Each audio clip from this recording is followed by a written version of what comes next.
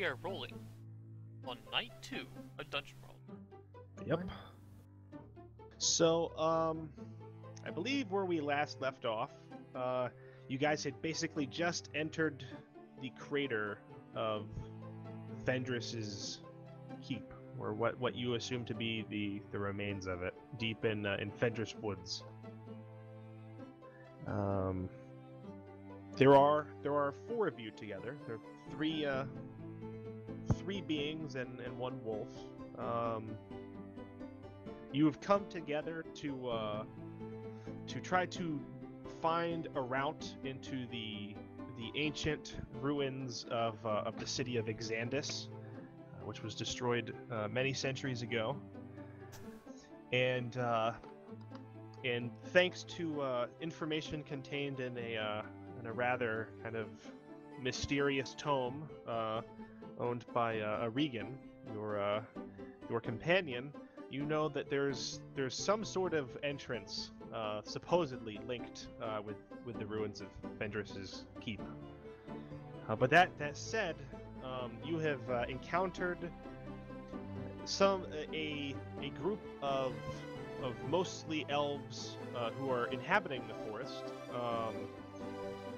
calling themselves the Lyrian Rangers, and they've been apparently protecting this area at the heart of the forest for many years from some sort of the plague of monsters called the Green Ones. And you have managed to talk your way through their defenses through a combination of intimidation using pyrotechnics and good old fashioned dark magic, and promising that you will do your best to burn out the menace. You've gone through the defenses and you've entered this crater. And you have Sylviona's companion, Brother Wolf, with you, but little else. During the course of your journey, you've lost pretty much all of your horses. Before we start, I would like to go over everybody's bonds and alignments, just to refresh, so everybody keeps them in mind for the coming session. Everybody, just make sure you kind of look over your bonds. We don't have to go over them out loud. Just read them and keep them in mind. I'll definitely read people's alignments out loud, just because I think that'll help. Sylvie, your alignment being good is to help something or someone grow. Tell, your alignment as a good wizard is to use magic to directly aid another. And Regan, your alignment as lawful cleric means that you need to endanger yourself, following the precepts of your church or god. So keep in mind that these are all optional things. You can always act against your alignment. It just means you're not going to be getting XP for it. I think we have some people very. That, by the way. Yeah. I think we have some people very close to leveling up. We'll keep that in mind. You do not have to level up at the end of a session, merely during a rest. So if you level up, keep track of it. It's something that will matter during the situation.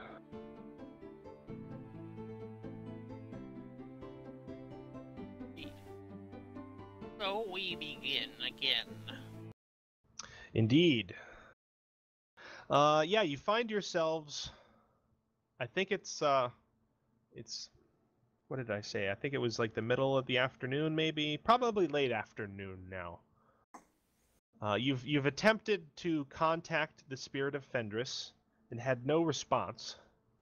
You can draw what conclusions from that you will, and now you are resorting to have to venture into this area yourself.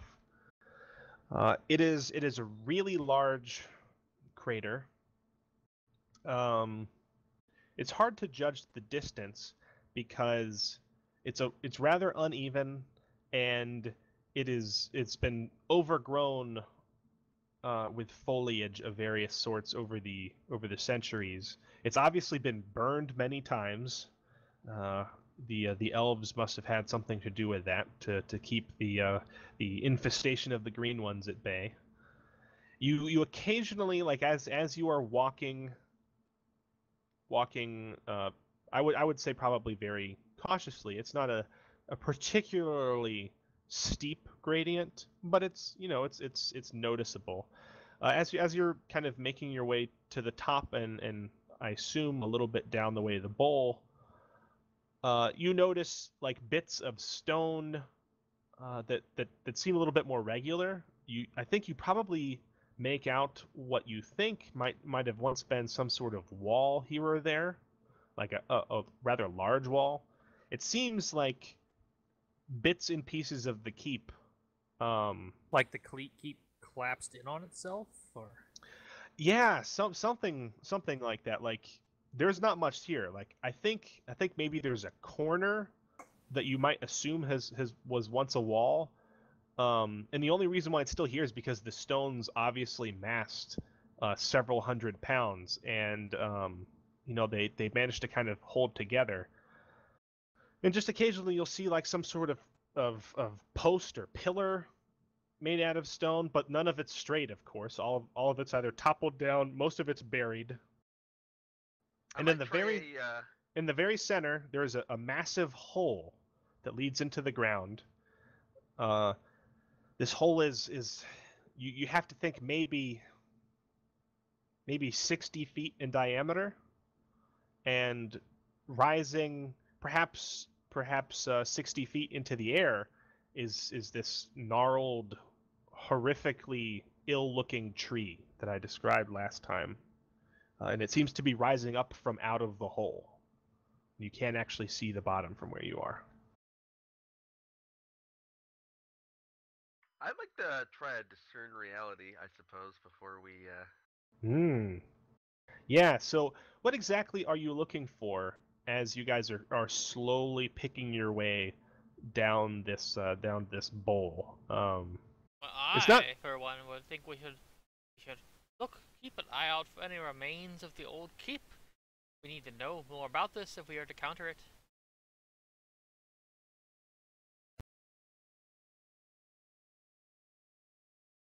So, is that what you're doing, Regan? Are you keeping an eye out for the remains of what was here, or are you doing something else? Threat, any part of the keep might still be standing, that sort of thing.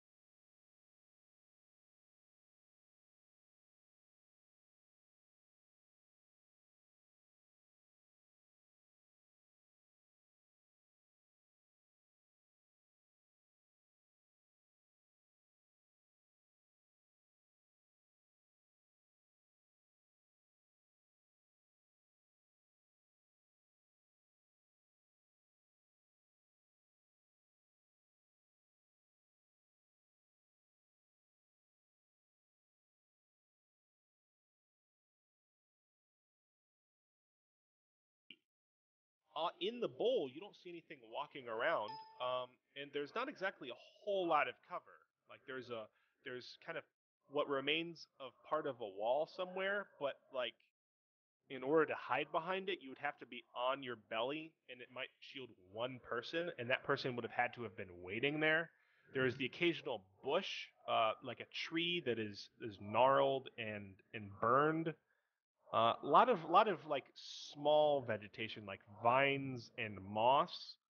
It doesn't look like a whole lot can hide people, but I think that's what you would surveying the scene would really keep in mind. You need to be on the lookout for something you have not encountered before, and all you Maybe, know is that maybe it they will has something emerge to from do the with the plants. from blisters or something.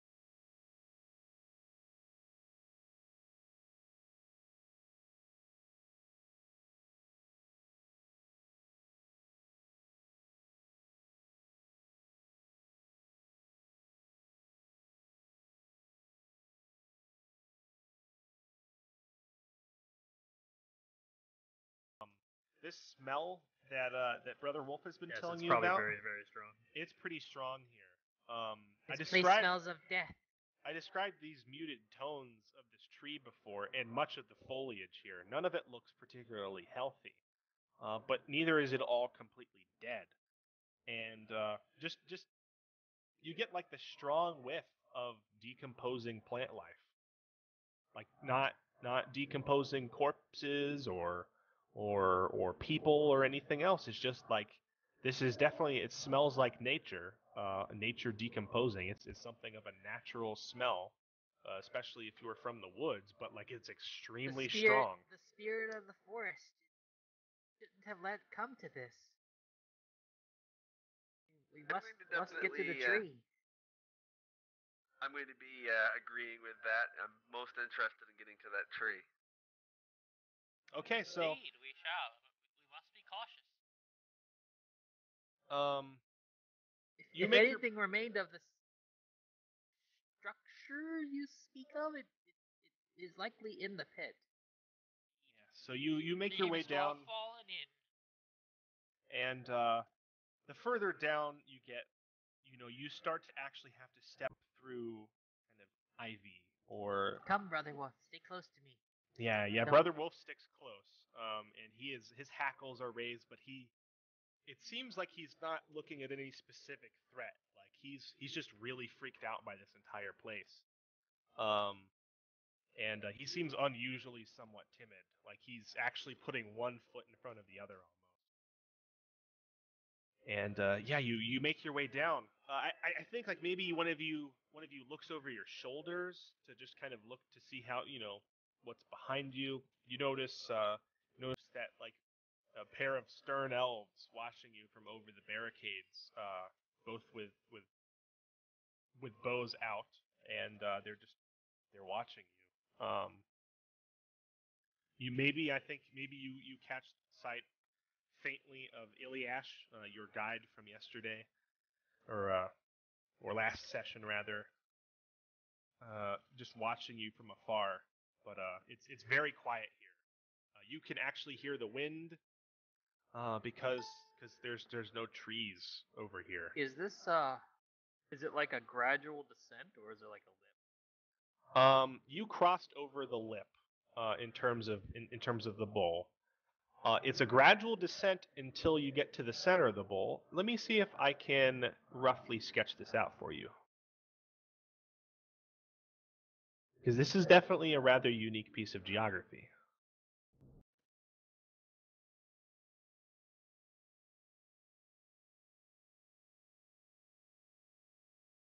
Oh, it is all gone. It's like the cleanest late You're- on the morning. Behold Limbo. And then there was Transdimensional nothing. gate opens. See?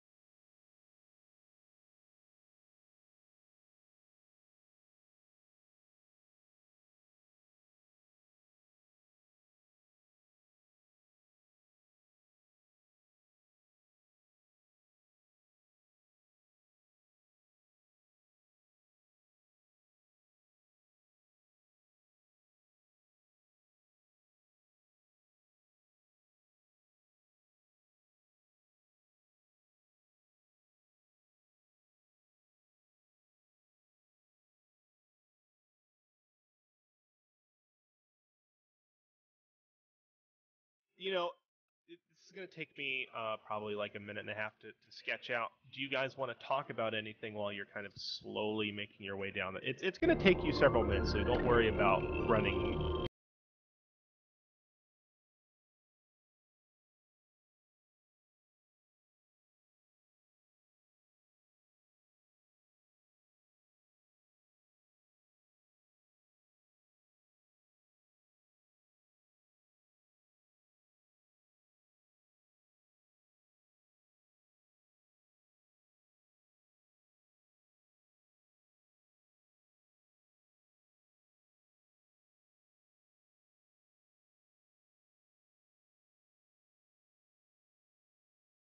Ian will definitely agree with you in the caution department. Now, I will say, I will definitely. I'm sorry, guys. I had a bit of a noise here in the background.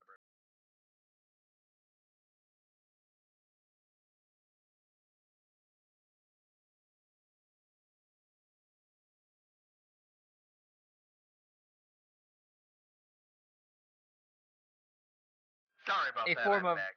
moss. The spores would be released if we touch them.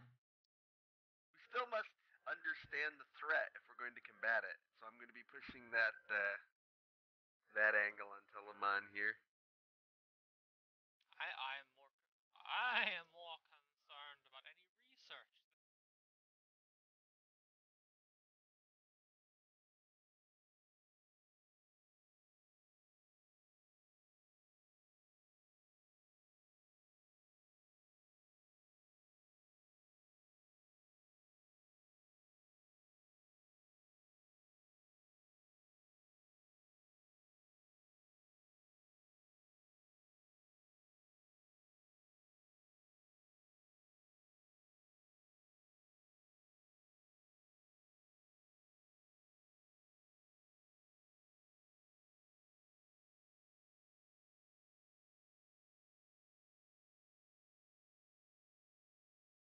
So this is a very basic sketch of the crater.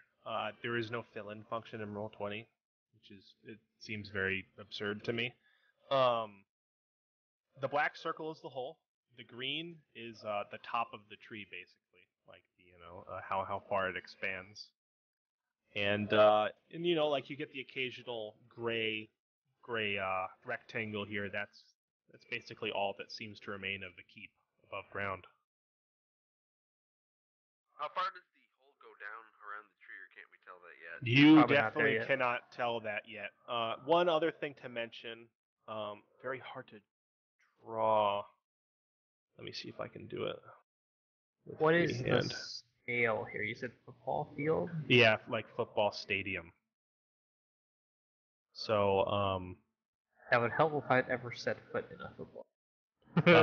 some football stadiums are meant to hold like 50,000 people. It's quite That's big. that's of course on elevated seating, so it's a little different, but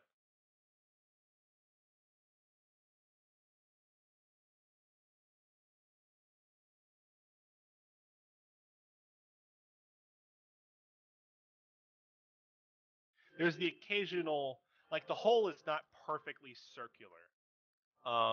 It's like there's the occasional kind of ravine Fissure. or fissure that runs up from it. You're kind of approaching from directly south right now. That in itself is not going to matter terribly much, but I figured I'd give you guys, you know, a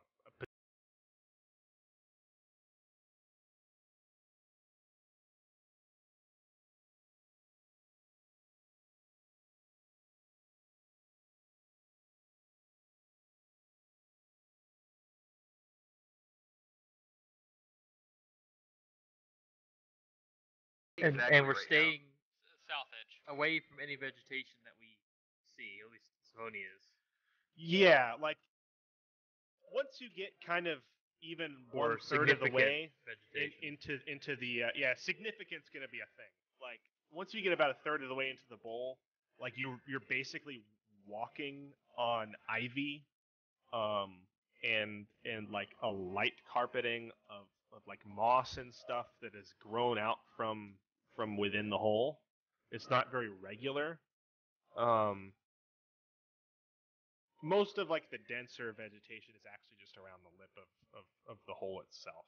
But like you can imagine that there's ivy and overgrowth on most of these stone walls that are still visible. Like that's how far it kind of travels. But you can still see a substantial bit. Like that. They've obviously burned this out many times for this reason, to get a good sight line. So you wanted to approach one of the walls to just kind of inspect it, Till? No, I do not think there's enough of a building here to be worth inspecting if it seems to be just a Yes. pile of rubble. Yes. Yeah, that's definitely what it looks like. Anything that wasn't rubble obviously is buried Anything or that would remain would be below the ground then. yeah. We best proceed cautiously toward the hole. So I cautiously. The further you get, the more dense the stench is, and like I think now you're at a certain point in the bowl, like maybe halfway down, to where you're actually below the boughs of this big tree in the center. Like as you start approaching it, like it becomes obvious. I look up into the boughs. Yeah, there's vines and ivy and moss hanging from this, but all of it looks sickly, and it strikes you as like this looks like it's a dying tree, but it's not dead, or it should be dead. It's very bizarre. This much lichen and other growths. This tree should be dead. Yeah, you see like cancers in the wood, like bulbs kind of in the wood itself, occasionally. I take it there's a large.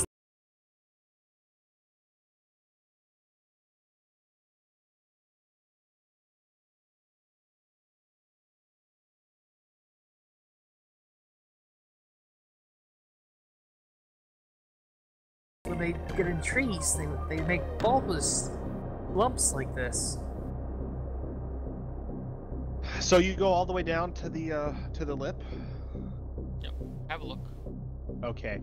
Yeah. The closer you We'll get also to it, probably examine one of these ravines. Maybe there's a more gradual descent. the closer you get to it, like the slower you're gonna have to go. It gets a little bit more precarious every now and then, but perhaps the only fortunate thing about all this vegetation, and especially the ivy, is that is you can hang on to it and kind of brace yourself as you lower, and you make your way all the way down to the lip. You hear like some dirt and soil kind of fall off, and you just get like you feel damp air on your skin without even being able to kind of look down there first. Who is the one who looks down here first? Like you all have the sense that this is a very deep deep thing. He gets very excited. He'd probably take a look. Okay, yeah, you look down here, and enough sunlight is filtering down that you can see all the way to the base of the tree. It looks like it's like maybe 60 or 80 feet down.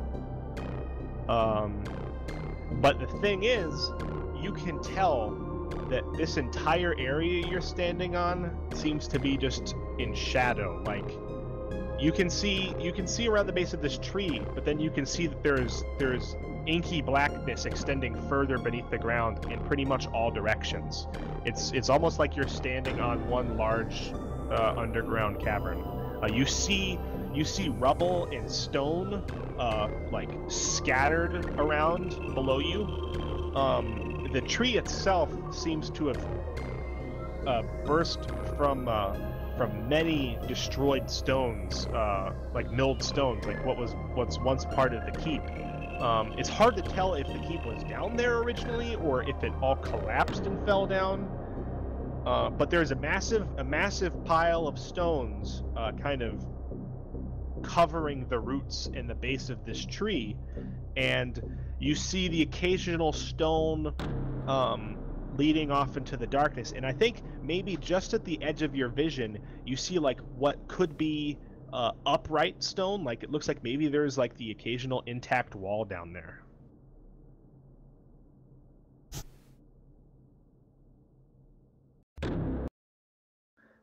This is you, friend Raygon. yeah. I will relay what I've seen, and that we may have found an entrance to the network.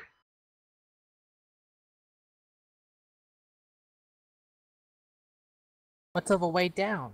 Are there vines or? There is the occasional vine, like more than occasional. In terms of what looks like it might support you, you don't know. It's pretty thick overgrowth. If you wanted to take that chance, it looks like a couple of them go all the way down.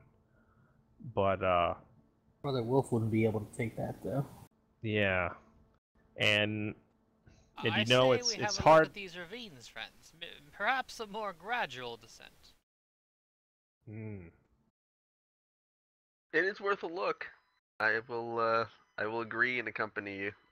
So you make your way to one of these fissures, and you see that it like towards the top of the fissure, it doesn't go all the way down and pierce into the underground. And when you get to the part of the fissure that actually connects to the hole, it literally just is right over the underground. It doesn't look like this is going to be an easier way down. It looks like it actually might be more difficult.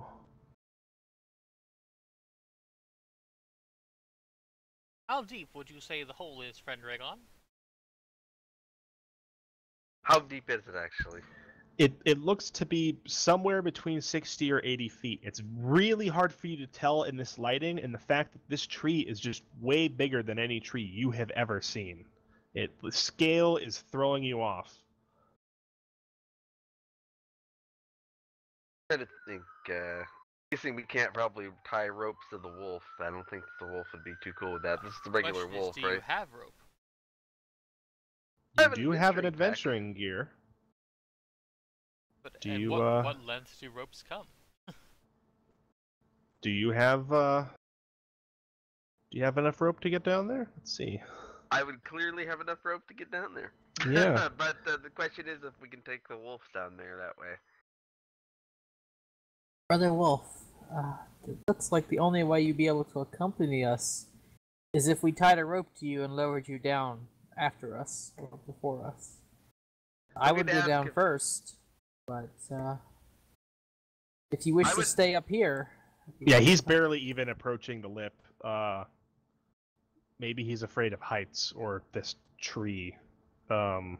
His hackles are still raised, and he does not look very amenable. You can understand him, right? Yes. I can speak the language of any creature that's in my way. I do not know. It smells unnatural down there, and I see no way to to get down myself. I think perhaps this is as far as I go. I could remain here and guard your descent. Regan's going to suggest that and ask Savonia if Brother Wolf would consent to be carried down by her. I think Brother Wolf would rather stay here. Guard the top. Yeah, he does not. Like, he's actually growling at the hole. It is most peculiar. One would not think that the average zombie would be able to climb out of this hole. I would think there would be another route of access. Yeah, like if you look around, all you can see are vines. Like, that is true. They're really thick in areas, but I don't know what you are willing to test your weight in with foliage. Like, these are not supernaturally large vines. These are just like large clumps of normal sized, like, kind of thin vines and moss and stuff. There are no tree roots running up here. Are there any areas of vines that appear abnormally thicker than the others? Occasionally, there's one. Yeah. I think Regan's gonna set about hammering a How do stake you into the all ground. climb so we when can... you are in these structures? Did you use ropes? Well, some people use ropes. The gnomes were quite fond of them, to my knowledge, but usually stairs are much more typical. Yeah. So Regan, you want to go about hammering in like a python, a piton, however you pronounce it, and anchoring a rope. Yep, that's what I'll be doing. How much does rope weigh in your inventory? I do not think that until we leave. zombies, we're gonna say it weighs 1 weight, I think. Mark off a use of your adventuring gear. Just did. Under 2 And, charges now too. Yeah, 2 charges, really? I have an oil lamp out, and I took some collection daggers out, so I'm down to 2 charges now. Don't you already have a dagger though? You were given No, one. it wasn't the dagger. It was an oil lamp and the collection jars is what brought the. I don't know what the 5th thing was used for. I really don't remember now. I remember an oil lamp, but that's all I really remember you saying. Yeah, I only remember you taking the oil lamp and the collection jars. I think. Yeah, I guess you're down to 2 now, since you're taking the rope as well. And you know, Yeah, that makes the sense, spikes actually. That's 3 spikes then. Okay, yeah. come with it. Make note of what you pulled out of it, because you can use the same things again. Yeah, make sure it's all in your inventory. I've been adding it to my inventory as I use it here. I'm gonna make a note that the rope is gonna be anchored here until I get back, though. Yeah, and the rope is 1 weight, but you can kind of just put that in parentheses since it's not actually taking up your load at the moment. That's a good idea. How to stop it from adding? I didn't think about that. Yeah. I would like to discern realities in relation to the thicker patches of moss. Ivy. Yeah, so what... Let's see here. Particularly, should they cover something? That's a good question. Let's see. Discern realities. In particular, if one looks to be... Not all of the moss seems to have come from the hole, friends. Perhaps there's a stair. Perhaps in one of these thicker areas. Yeah, roll your wisdom and we'll see what you get. 2d6 plus 2, go! 9. Okay. One On a question. 9, you may ask one.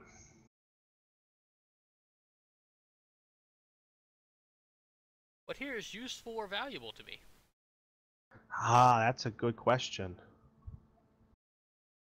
Is it worth noting, Telemon, that your wisdom is +1? Is it? Yep. Well, it doesn't matter in this scenario, but... Oh, it is, look at that. I sworn that it was higher. Have you been rolling with +2 this entire time? Yes. Let's make sure we don't do that in the future.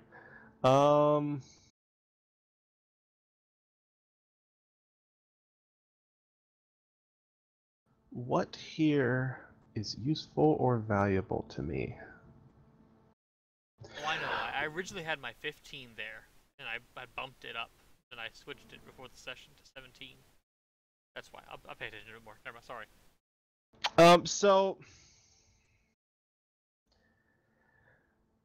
So there doesn't really seem to be anything useful or valuable here, unless you're considering just climbing down the ivy. But I mean, Regan's already mounting, this rope to the wall, or rope to the lip, and it doesn't seem like even the vines are particularly useful to you because you've got this way down. Right. I guess. I suppose the rope I it shall. is, then. I suppose I shall go down first. I am the lightest.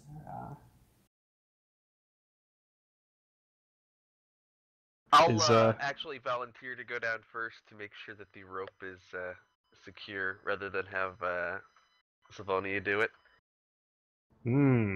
How do you guys feel about this?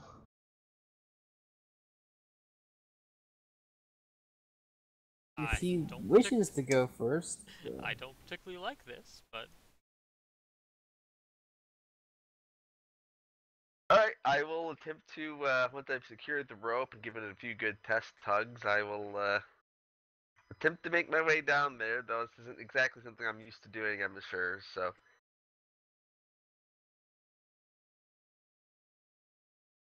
I'll be bitterly complaining that usually entering these places is not so difficult.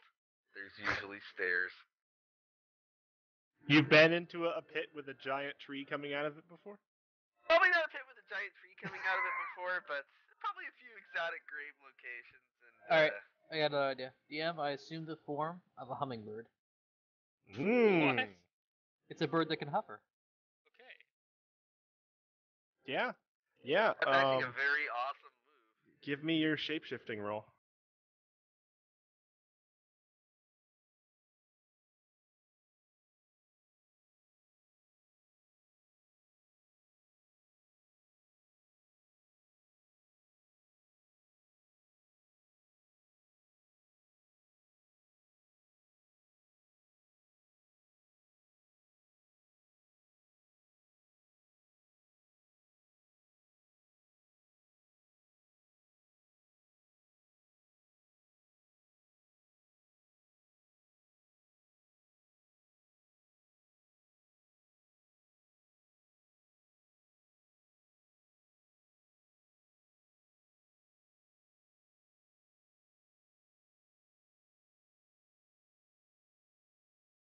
In such a way that you are extremely hard to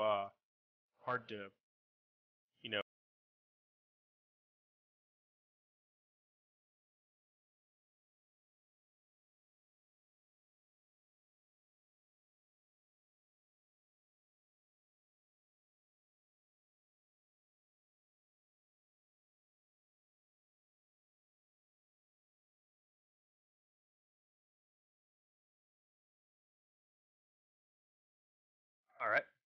So yeah, so we see Sylvonia And I kind of like hover down next to Reagan. turn into this hummingbird with some sort of flower on her head, and you just hear flapping like extremely fast, something like as it's kind of flittering about next to you.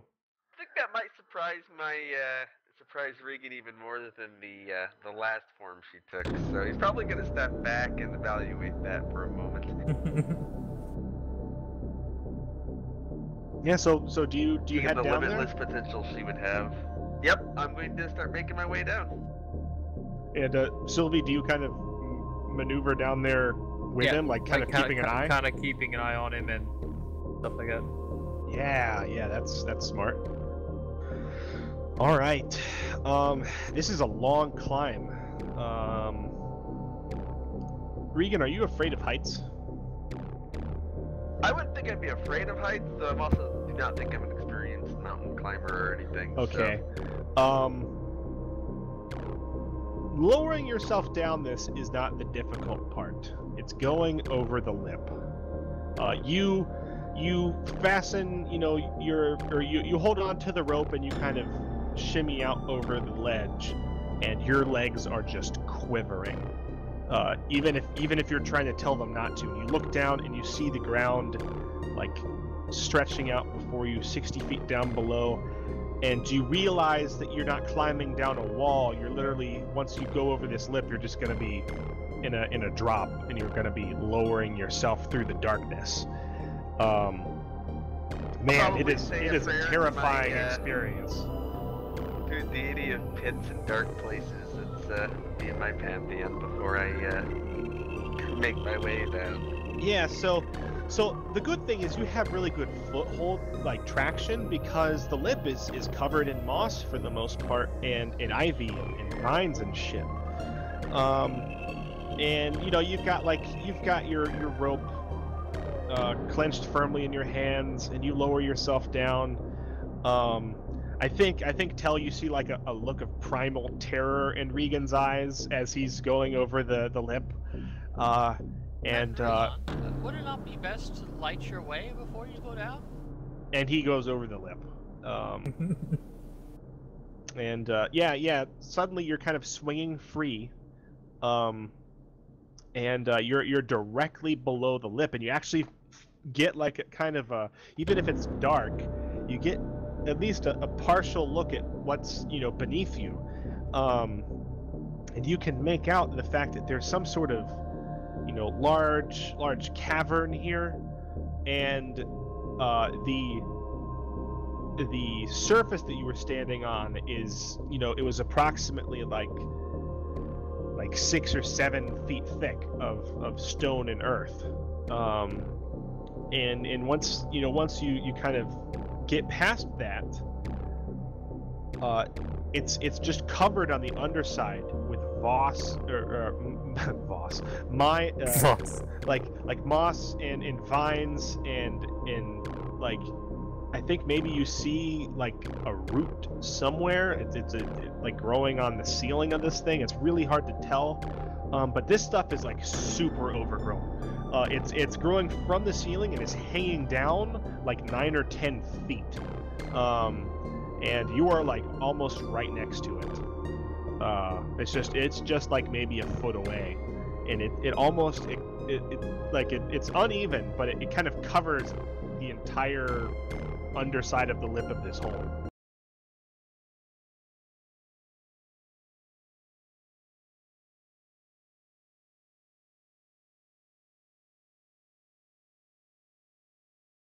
No, like you're lowering yourself down. The ceiling is covered with this stuff.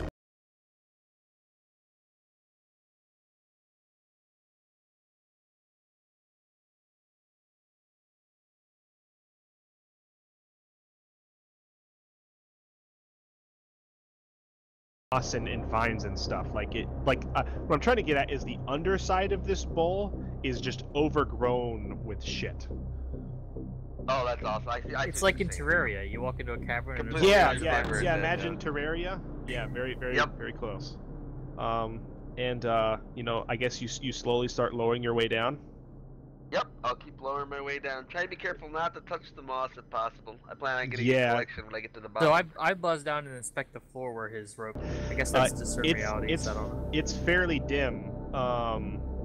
If I were to light down there, the rope, would I just get an end, or would the whole thing glow? If you were to light it on fire, it would be very Let me read light. Is an item you touch glows with arcane light about as bright as a torch? Yeah, the whole thing. Wick torch. Probably yell to Savonia not to touch anything. I'm not touching anything, I'm hovering. That's why I picked the hovering form. Oh yeah, I mean, I know you're not, but I'm gonna still yell. Cast light upon your torch. Don't worry, Redon, I shall soon light your way. Yeah, roll your cast. Oh god, Regan's probably looking up like, what the hell are 11? you doing? 11. So your entire rope lights luminously with this reddish yellow light from the inside, and it's like glowing almost like it's hot metal, but it's not hot or anything but it suddenly glows to life, and it illuminates the moss brightly, for like 20 feet around you. Like you have like a really good view of this stuff. You actually can see things moving slowly within these things, although you can't really make out like what's moving in there. You just kind of see movement. Like maybe is that a centipede? What the hell was that? Like you think like maybe bugs or something. But yeah, like, and then you look down, Regan, and you can see your rope, glittering, glowing all the way down into the small coil at the bottom. You now are definitely at the bottom? Yes. Awesome. It is definitely fairly thick. There are some patches of stone, but not many. I'm going to be very careful not to touch the moss directly as I continue to shimmy down. Yeah. Yeah, you're lowering yourself down. I think this probably, since you're not experienced and you're holding on for dear life, this takes you a few minutes. So while he's climbing down, I inspect the ground on the bottom. Yeah. For discern realities. 9 is one question, Okay. I think.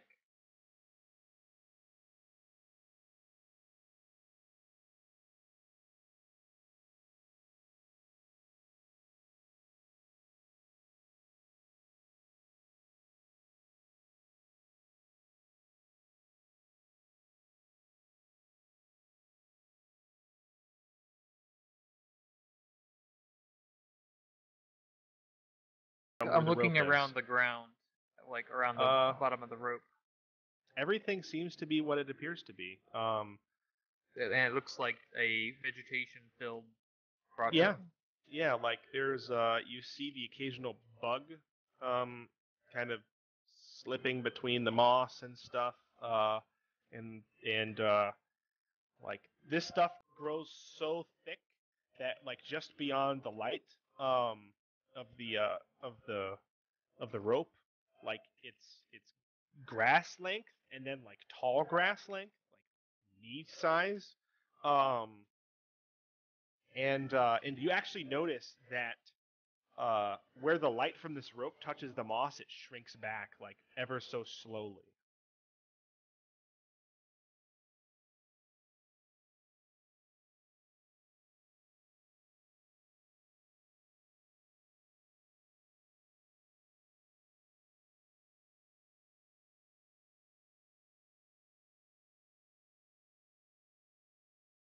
And legs are shaking.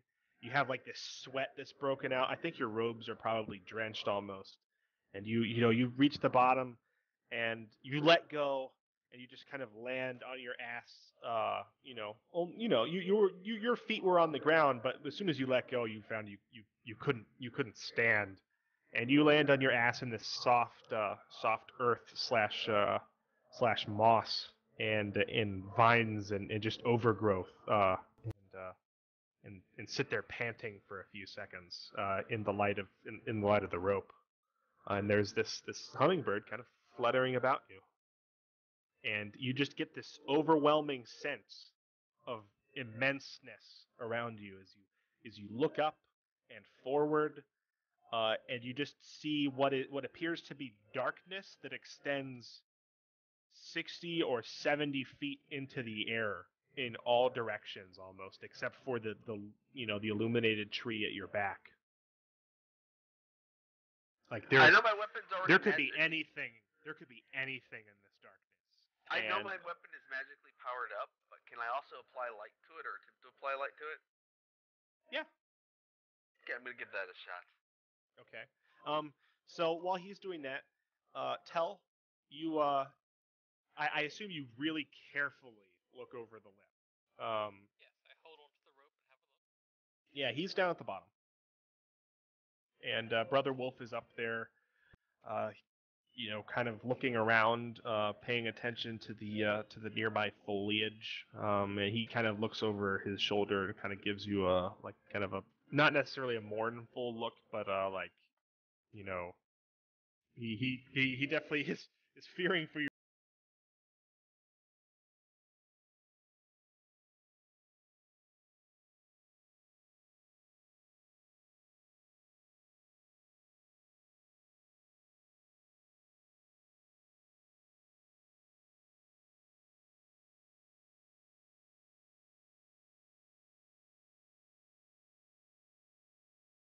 The same as Regan's. I would say I'm not that experienced with a rope, no. Yeah, yeah, and you know, it takes you a while too. So We you really I think should you have looked for the stairs. Regan, you feel like the rope bounce against your foot, and you look up and you see the red robes of Tell slowly descending the rope. It looks like he's going to take a little while. While he's you're- doing that, I'm going to Your mace is now like just glowing with like a deep blue, purplish, unnatural flame. Like it's illuminating everything, but with an odd sort of dark light.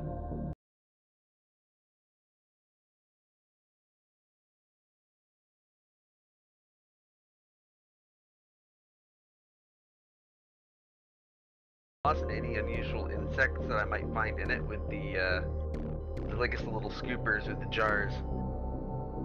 Yeah.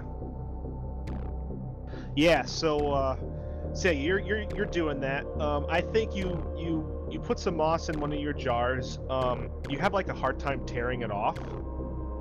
As you do, like you tear it off, and it almost for just like a faint second quivers under your grasp. Like you can't be sure that anything really happened. And you look at the soil on the other side of the moss, and it looks unhealthy, but it's still growing. It's the same thing with that damn tree that's very, very close to you, and like you have a headache right now. I think like I don't think that Sylviona's being affected by this, but you're feeling a little bit lightheaded maybe. That stench of decaying vegetation is so strong in here that it is threatening to overpower all of your senses.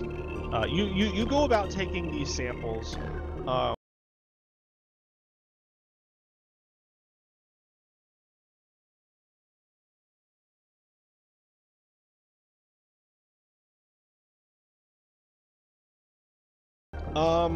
Like all of this stuff seems to be like living, sort of, but in a state of like it should be in a state of decay. Like it's sort of like what things look like right when it starts to turn to autumn, where things start to go into hibernation or they just start to die out. But it seems like everything is like that. The stuff at the bottom in the shadows seems to be the most healthiest. The things that are obviously exposed to sunlight every day are not quite as healthy. But yeah, like it's you're not really a plant person. It's hard for you to tell like what is a dead plant and what is not. I think you definitely get like a weird blue centipede creature with red kind of dots along its sides. It actually hisses at you. You're able to scoop it into a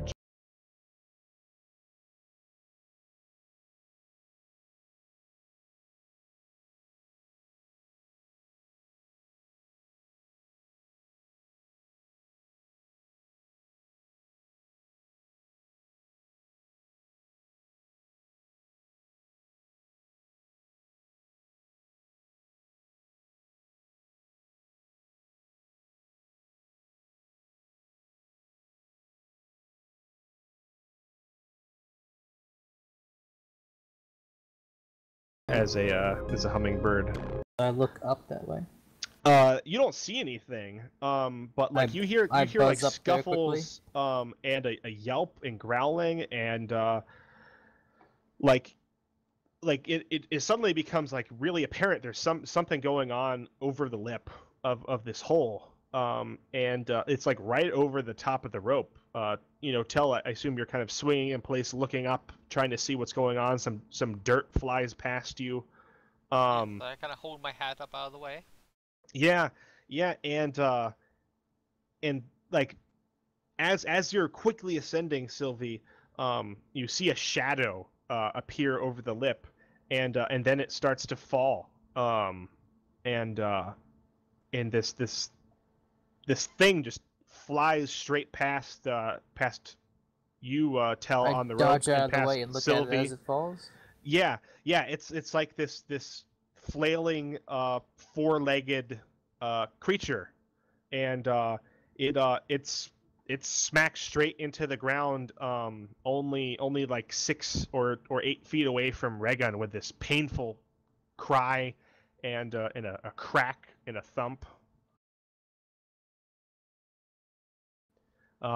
Regan, you're on the floor of this thing, and you've got plenty of light down here. Like, you have sunlight normally. It's fairly dim, but you've got your mace and the glow of the rope, and the body of Brother Wolf just smashes into the ground very close by with a sickening crunch, and you hear bones snap and a like the very briefest of yelps.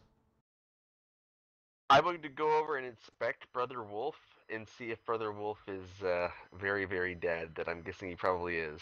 Brother Wolf is very, very dead. There was blood leaking through his fur. There are ribs showing through his skin. One of his legs is broken. Brother Wolf is no more. Is Sylvonia an eye shot of me? If you look straight up, you can see a very, very faint darkness kind of flitting about. You don't even really see her. You just kind of see what she's obscuring in terms of the sunlight. And you also look up and you see Telemon still halfway up on the rope. Okay, I'm gonna run this by you and see if it would work this way. I was wondering if I can basically grant cast Speak with the Dead in such a way that it would make the corpse actually kind of speak, and then wait for Sylvonia to show up and see if she can ask him questions. She might just think that it's his dying words. Might actually get the answers out of him, but do it quietly before they realize that, he's actually dead. But if I can animate him in such a way where I can make the corpse actually You speak, can, sir. It doesn't say that it doesn't physically speak. So I think you can animate it or cast Speak with Dead in such a way that it does seem to speak physically. I'm going to cast it, but I'm not going to ask him any questions in the hopes that Sylvonia might show up and be like, "Who did this to you?" And he might actually respond before he passes forever. Yeah. Yeah. Normally, it converses with you, but I'm gonna say it can be a little bit vague with this, and if you want to just basically make the parameter of the spell, it converses with anybody who asks it questions. I think that'll work. Roll me a cast.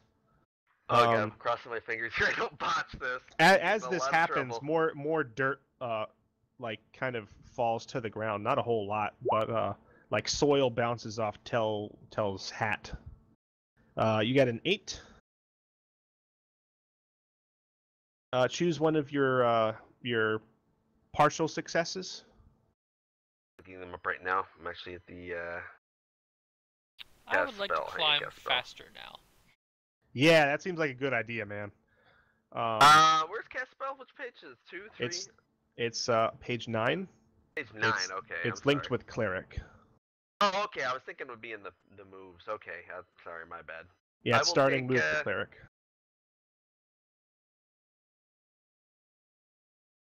I'm gonna cast or take the -1 ongoing in this case. Okay. And do you have? Let's see here. All right. Yeah. I wonder if you haven't actually chosen Serenity yet, have you? Yeah. I set Serenity on my list. I wonder if that actually negates. We've already got Serenity going for your mace anyway, Yeah, the that's holy correct, weapon. so I'm, So yeah, I'm you definitely take -1, yeah. -1 ongoing. Yeah, but yeah, you cast it here. And it's Brother Wolf's eyes open. I think like almost like even if you're expecting this, I think you're a little bit jumpy about it. I'll What do probably you? smile in a way that's both almost grandfatherly and also intensely creepy, and kind of pet him on the top of his head while I wait for Zavonia to show up and ask her questions. Yeah, Sylvie, what are you doing?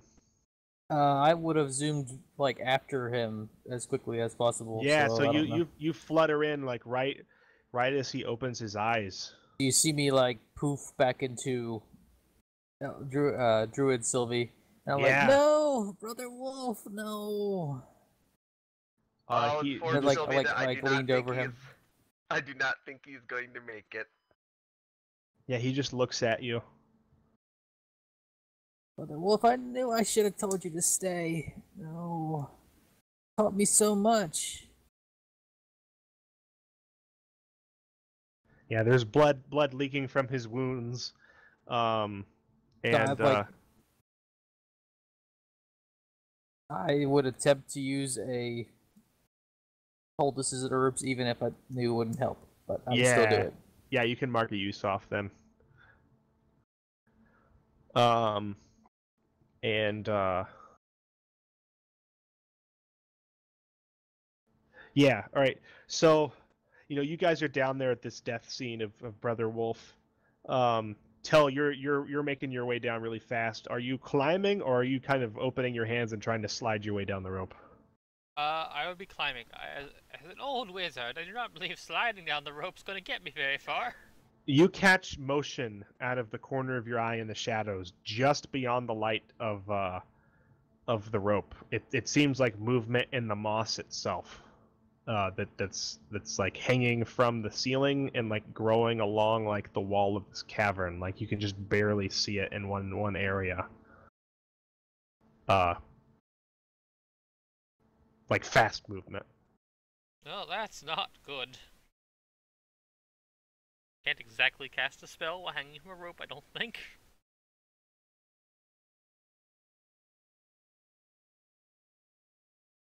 At the bottom of the hole, you guys hear movement, I think, from behind you and just kind of from the shadows. I'm still emotionally distraught over Brother Wolf's corpse. Yeah, so Regan, Have you said anything to Brother Wolf yet? I'm just curious. she hasn't asked him anything. I was just wondering if she's going to ask him anything. If she doesn't, I'll probably ask him who. I'll ask him, just kind of in there, what attacked you? You're asking this, and a creature jumps out from the shadows, Regan, and attacks you. It's man-sized, but it does not move like a man. It's covered in green skin or green moss or green ivy. It's hard to tell. It has 4 limbs. It has dark sockets where the eyes would be. You can't see them. And it's just moving unnaturally. It flings itself at you. Do you wish to defy danger? Actually, as a part of an experiment, I was wondering if instead of defying danger, I could hold my holy symbol aloft and call for protection and see if turn undead works on this. I could be very bad if it doesn't work, but I'm gonna place my faith in it. I'm gonna say you don't have time to react to, like. Let me read here. You might actually be able to argue that this is part of your defy danger. That's kind of what I was thinking, is almost defying danger through by quick thinking. through lifting my mace quickly in the air and calling for, I guess, my deities. I will let you do that if you succeed in your defy danger roll. That sounds good. Sounds like a good way to handle this it, sounds actually. like quick thinking. So roll plus int.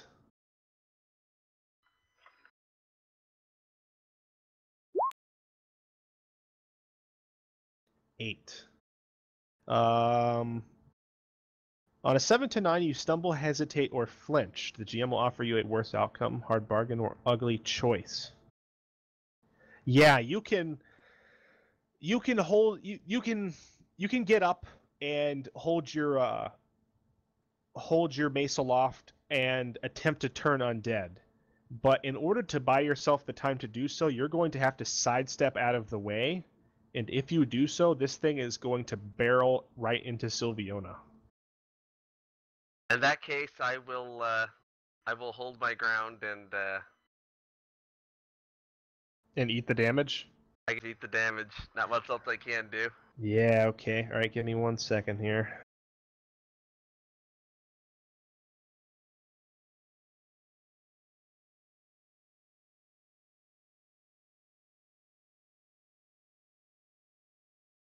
PDF be freezing, yo.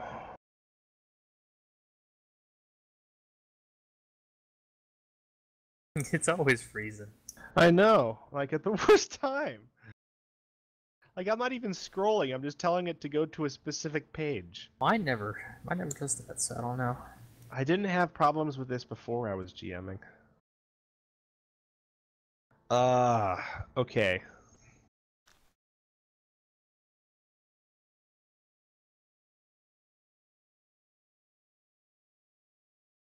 Oh wait, I don't even need that. I forgot that I actually had this one written down. Oh boy, yeah.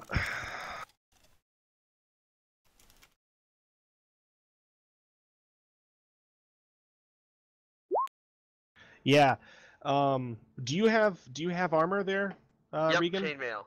So I have 1 point. One armor. Yeah, you take 4 damage as this thing smacks right into you, and Sylviona, you look up, and I think maybe Tell you're looking down at this scene, and like maybe Tell this is even kind of freakier for you because you're looking down, and out of the shadows, this green thing streaks through the light and just barrels straight into Regan. Regan, you get knocked to the ground and take like a really nasty, just kind of concussive blow. And there's this green monstrous thing, like not on top of you, but like almost on top of you. What is everybody else doing? Sylvie is going like, no, I told you not to come, Brother Wolf. I didn't have to. You taught me so much. She kind of goes, you have done this to Brother Wolf, and I assume the form of the grizzly bear. Yes, the angry grizzly bear. Roll me that shapeshift. I'll probably scream, no, don't eat infected flesh, but I don't know if the grizzly bear is going to listen to me. That's 3 hold. As a grizzly bear, you may spend 2 hold to shrug off a single source of damage by just brute force and lard. And you may spend 1 hold to hibernate and and potentially regain 1d4 HP. Well, right now, all I want to do is hack and slash this thing. Yeah. So I'm assuming I can still do the standard attacks and stuff. Yeah. Hold moves are bonus moves. So Sylviona explodes into this massive grizzly bear with a single like petunia over her ear, and just you explode in rage and attack this thing. Yes.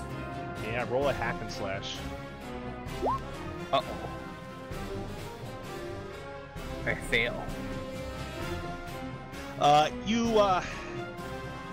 think you're seeing so much red at this point that you charge at it and you hit it, like you shoulder it out of the way, but it's a glancing blow and it kind of knocks it aside, and you charge past it, and what you didn't know was that there was another one directly behind it, and like it's like it doesn't have claws, it just has hands, but they're outstretched and they're just clawing towards your face.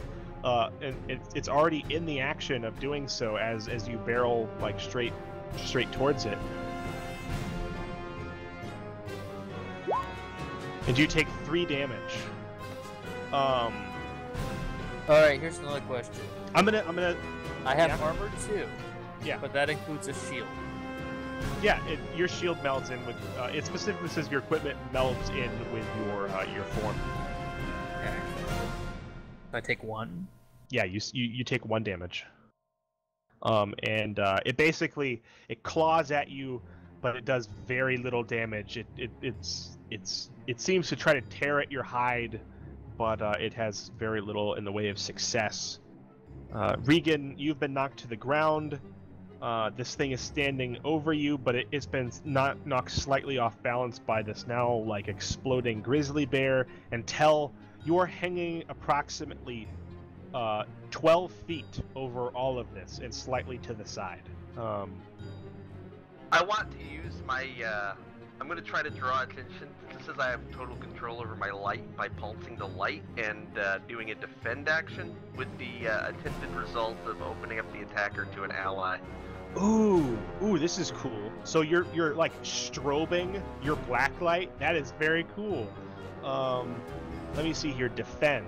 When you stand in defense of a person, item, or location under attack, roll Constitution. So who are you defending? I am defending Sylviana's, I guess, grizzly bear form. Okay. All right. Roll Constitution. We just fought 2d6s instead of 0, right? Is your Constitution modifier 0? Yeah, it's just 2d6 then. Oh, 4. Awful. Yeah, so you strobe your light, and like I think it works as intended for the first second or two. You get this thing's attention, and then you realize that as your light's strobing, you're catching the glare off of several more sets of eyes. And yeah, every time you guys are failing a roll, not a damage roll. Damage rolls don't count. Failing a roll, make sure you can't fail a damage roll. Yeah, but You're always gonna do at least 1. yes. Make sure you're marking XP. As your light is strobing, you see 3 more pairs of eyes just glittering in the dark with this purple bluish flame, and you attract their attention and they charge at you. I need Now to I read. think it's time for. Now it's time to try. For them to disappear does not fit explosive range the other 2. I want to fireball it. I need Well, to dangling read on the one thing really quick here, because we have not had this come up before.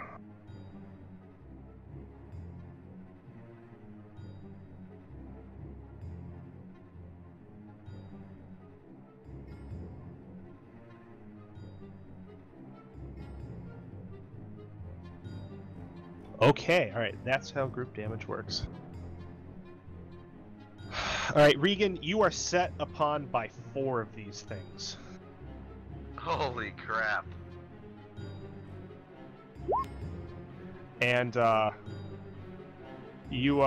they just start tearing into you with hissing teeth and in humanoid fingerish claws. Oh, they're that close? Oh crap! I thought they were like at least a second away.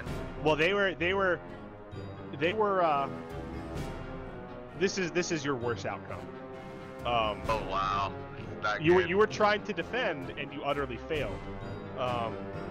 And you're gonna have to take damage somehow. You learned that there are more of these things out there than just what you could see. You have 1 armor, correct? That's correct. You take 6 damage. Oh wow! Regan is on the ground, and he is just being beset by these beasts. Alright, Alright. There is a so- total of 5 within vision. I wish to sink my claws into this one in front of me and throw it at the group that is all around Regan. Okay, what? I'm not sure how that would work in this Let me system. look.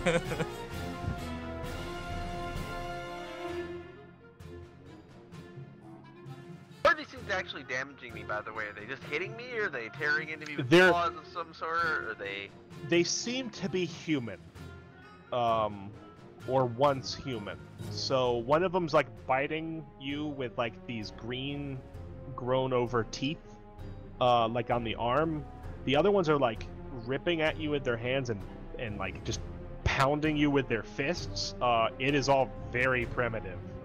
It's basically just blunt and teeth. This sounds actually like a defend action to me. Do you agree? Because you're not Sure. you're not exactly attacking. No, but I am throwing one across the room. Or trying to. Yeah, but you're specifically trying. The thing is, with hack and slash, you're attacking an enemy in melee. And I can't ask you to roll a volley because this guy does not count as ammo. Let me just really read this real quick.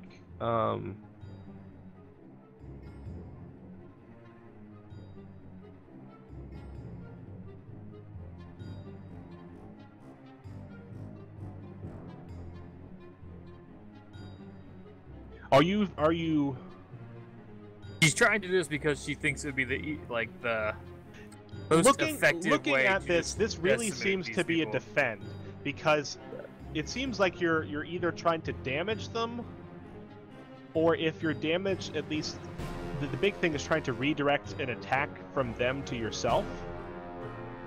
Is that you're trying to get their attention and damage them at the same time? Yes. That is definitely a defend. So roll con. Very much wishing you luck right now. 9. You have one hold. You may redirect an attack from the thing you defend to yourself, have the attack's effect or damage. That one, like you basically declared this after that one's already happened. So if he gets attacked again, I'm gonna say this reduces their attack. Open the attacker up to an ally, giving that ally +1 forward against the attacker. This basically this group, or deal damage to the attacker equal to your level. You are level 2, so I would say you're basically attacking all 4 of these things. You could technically deal 2 damage to all of them. Open them up, knock them back. So what do you want to do? It Deal sounded damage most- to attacker equal to your level. Okay, so you deal 2 damage to all of them, and you throw this thing straight into this small pack of the green ones. And it's Mhm. obvious now why they're called that. And you hear like a sickening snap, almost like it's like a cross between a bone breaking and like a branch breaking almost. You for just the biggest second you hear wood instead of So bone. to everybody else, you basically see Sylviana sink her claws into this guy, let out a huge bear roar, and just throw it across the room toward Reagan. Yeah, and you definitely smack all of them, and they all take some damage, including the one that you just did this to.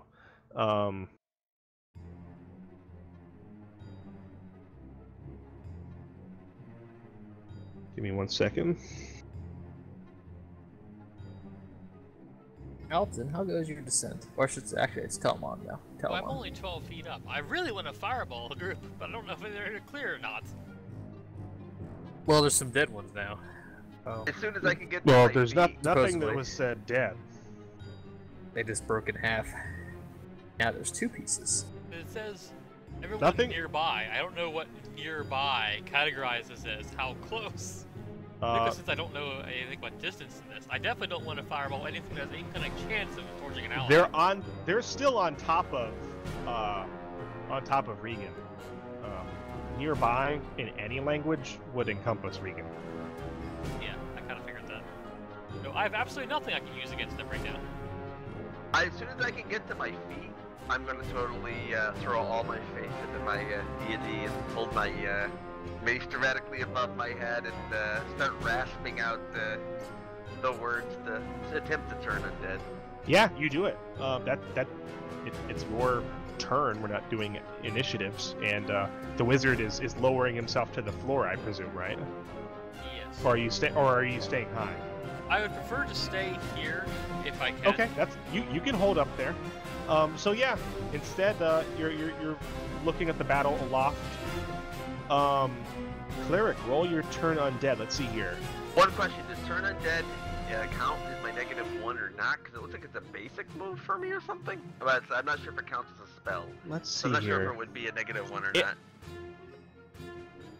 It's not. It's not. cast It's a not spell, in your. so- Yeah, it's not in your spell book, so it's not a spell.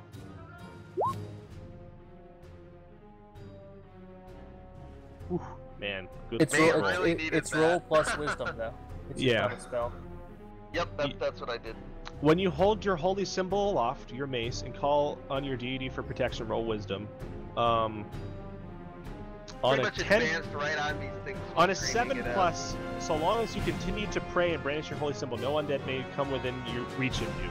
On a 10 plus, you also momentarily daze intelligent undead and cause mindless undead to flee. Aggression breaks the effect, and they are able to act as normal. Intelligent undead may still find ways to harry you from far if they're clever like that. So yeah, you guys see poor Regan. He's underneath this pile of 5 of these things, and he just hoists his mace aloft. He's not even able to get to his feet. He just hoists it aloft. It's sheathed in blue purple fire, and you see these runes flare brightly into existence upon it. And Regan, you call out to he who cannot be named, and the fire like flares, and these things shriek, and they scatter in all directions. If one comes by me, fleeing I far smash away it. from you. Yeah. One of them definitely comes near you. Roll a hack and slash. Will that snap that one out of it, or will it snap all of them out of it? Because it's gonna be very bad if it snaps all of them out of it. Just the one. Nice roll. 13. Yeah. So roll your damage. And would you 8 damage. Nice. Yeah. This thing looked like it had a broken arm from where You you just had see me take my thrown it. claws and like rip this thing in two. Yeah. And yeah, you just smack it, and it just snaps in half like a twig. And it just breaks, and you hear like a shriek, and like blood comes out of this thing, but it's thick and congealed, and it's not entirely human, and other things pour out of this that maybe you don't even want to consider, and it flies into pieces. You were witnessing all of this from atop the rope, Tell. They have scattered in multiple directions. I take it you're wanting to do something. I wanted to fireball them, but if they're running in fear, that is more important at the time being. We need to get away from the tree. That seems to be where they centralize. Yeah. So you lower yourself down to the ground. Yes, and I want to Okay. discern realities to find an exit. Yeah. Go ahead and do it.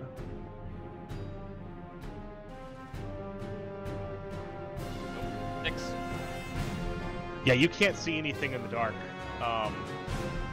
It's just too dark in here, and everywhere you look, like it looks almost the same. Like you can make out like what seems to be some sort of uneven part in the dark. Like it might be some sort of natural wall. Like this thing is not a perfect underground hole, but like anywhere you look, it's very hard for you to tell with any sort of advantage. Reagan, you're free of these things. You stand up and you go to the others. Oh, so those things are completely out of sight now. I don't need to continue chanting to keep them away for the second, right? you know how your spell works. I'm going to tell you that. And what you know is they are not... This is not cast a fear spell upon them. This is fundamentally different. Yep. You have to maintain it, I know, to keep them away if they're here. I'm just Well, wondering if they're the gone. maintaining is not the thing. It's as long as you continue to pray and brandish your holy symbol, no undead may come within reach of you. It also momentarily dazes intelligent undead and causes mindless undead to flee. So Keyword is momentarily. yeah, so you know that if these things are mindless, then they're just not going to come within reach of you as long as you are doing this. But reach does not mean... I mean, reach is literally within, like, 6 to 8 feet or something. They're going to have to stay away from you. If you lower it, they're no longer affected by this. Understandable. Yeah, I'm probably going to end up lowering it, and I'm going to head over to the corpse he just trashed and yell for Tel to find us an exit. Well, I'm agreeing to get a sample of the I'm going to say you can move while doing this. You can't do pretty much anything else if you want to keep it up. Okay, in that case, I'm going to maintain it and you can't sample moss or anything. Oh yeah, that's fine. I'm going to head over and maintain it then. Yeah, so like, it doesn't make sense for you not to be able to hold your mace aloft and say something and walk at the same time. You're basically just not going to be able to say anything or do anything else. Like, you can follow people, you can nod, and you guys obviously understand that he's doing something to turn these creatures away. Can I motion to Brother Wolf so at least we take his body, or maybe I guess kind of... You can motion. You can motion. This is only taking you one hand and your breath. Okay, I'm going to use my motion towards the body, try and get Sylvia's bear attention, I guess. See if I can get her to not leave him here to be devoured by these things with just one hand's worth of motion. I'm not sure what kind of roll I would need to make to convey that. You don't have to make a roll for that. It's up to her if she thinks that a beckoning motion towards the body of her fallen friend will mean anything. Can Sylvie see any of the creatures, or are they in the darkness? I wonder how good bear night vision is. I have no idea.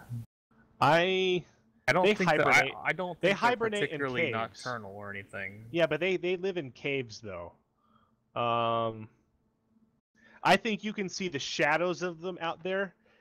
It looks like they're out there and they're watching you, but they're keeping to the shadows fairly far away. Like, it doesn't look like they're coming anywhere near the light being cast by the mace that he's holding aloft, which is casting like this blue light over about 20 feet.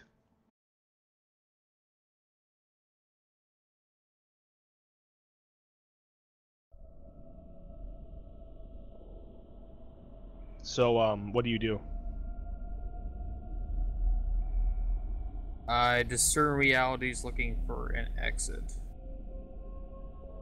Okay, yeah, you probably have like maybe a little bit better chance of doing this because you have your bear senses. Sniff the air, smelling for the fresher breeze. Well, so to speak, damper breeze, I guess would be a better term.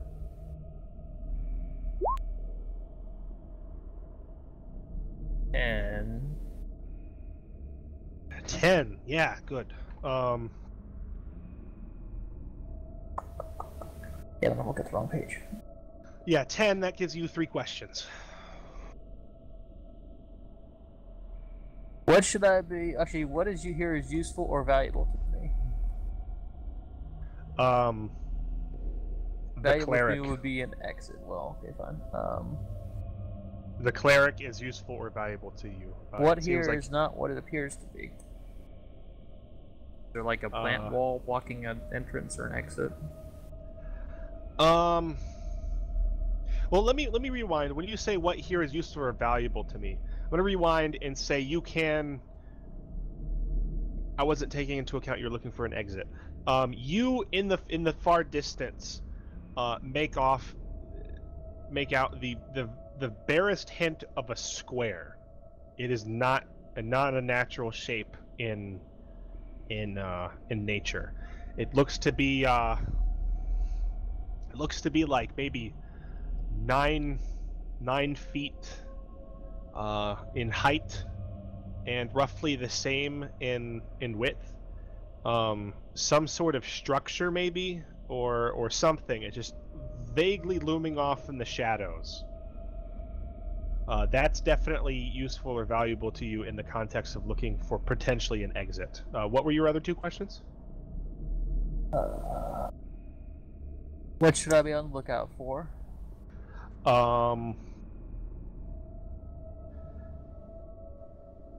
You should be on the lookout for. Let's see here. How do I word this? You should be wary of where you step.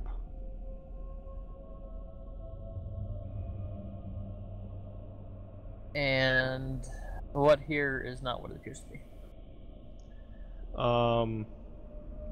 Nothing that you can tell seems to be something else. Okay. So I go over to Brother Wolf, and I pick up his dead body How? in my 2 paws, and then I walk on 2 feet. Can I do that as a bear, or am I restricted to 4-paw movement? I think his eyes still might be open, actually. Yeah, his Okay. eyes are still State open, of- and he's looking at you. He's not saying anything. He doesn't even appear to be breathing. I don't think you can pick this thing up with your paws.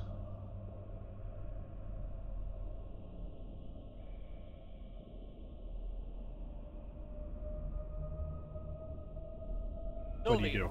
We must go. There was no way he could survive the fall.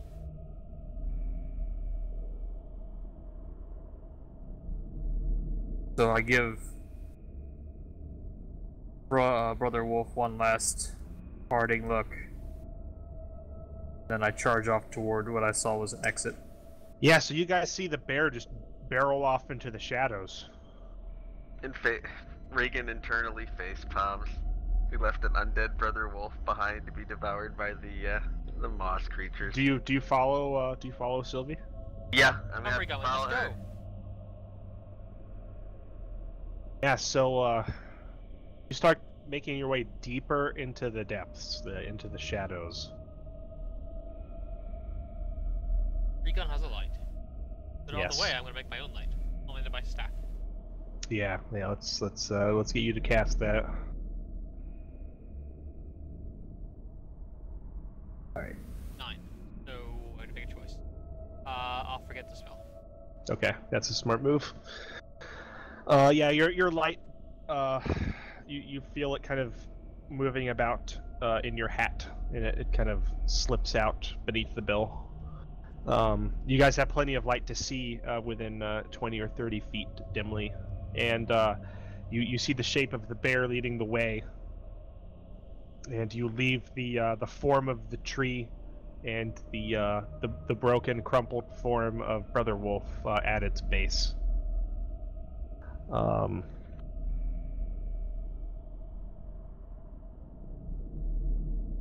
So yeah, you make your way deeper into the shadows, and you actually find what looks to be some sort of stone passageway.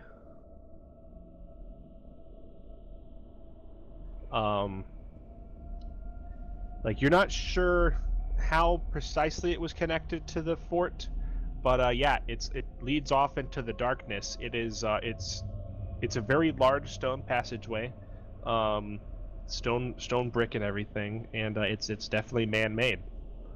It's very old, worn. It has a significant amount of growth, moss and vines growing all about it on the outside, and then creeping into the inside.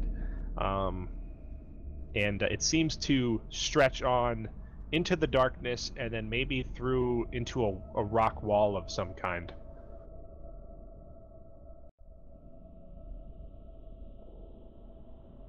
How do you proceed? As in the rock wall is blocking my path? No. This hallway goes into the rock wall. Like the hallway wasn't... This is I'll be a limping tunnel behind. built into the rock. I mean, it transitions from a man-made tunnel to a... No, Cavern. it's a man-made tunnel in the rock. Like somebody carved out a tunnel and then brick and mortified it.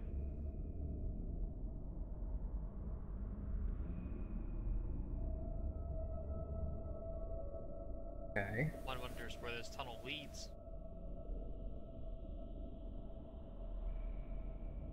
As I'm busy chanting, I won't be able to weigh in, so I'll just be examining you folks as I keep the Mesa Loft and keep the Turn Undead spell going.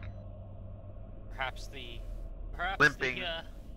the old cellar of the castle, the keep. Yeah, Probably perhaps. limping and occasionally wheezing a little in my words. I'm definitely not in good shape. Yeah, you definitely noticed that Regan is worse for wear.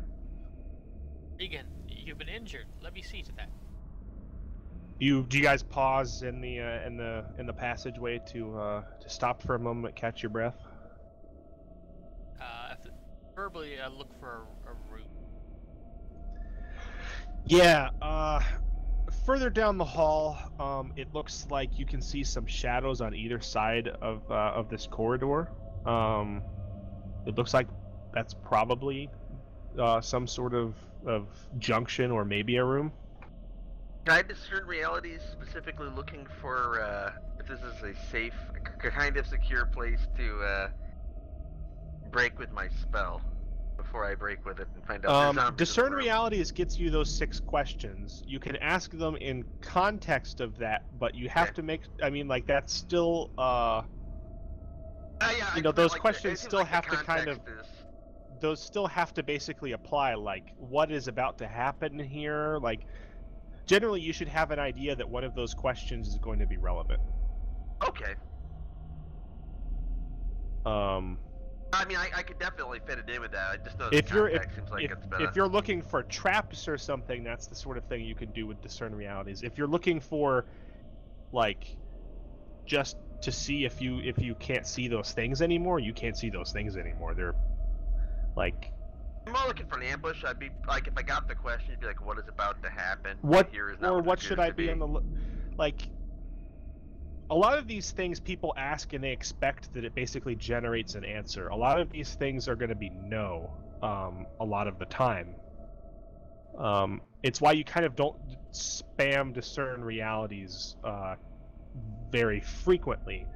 You can always ask, what should I be on the lookout for? And I can tell you that. It's going to be a fairly obvious thing. Okay, I I'll think even we were kinda tell you how I would answer that. I would say I would be on the lookout for more of those things, but that doesn't tell you that they're there. Ah, okay. I was thinking if you were practically using like a perception check for a while there. Discern realities is very similar, but you have to look at those questions and see Yeah, that how makes sense. you can how you can use those to get what you want to know. Yeah, I mean, because if I had rolled those that, are- I would have been.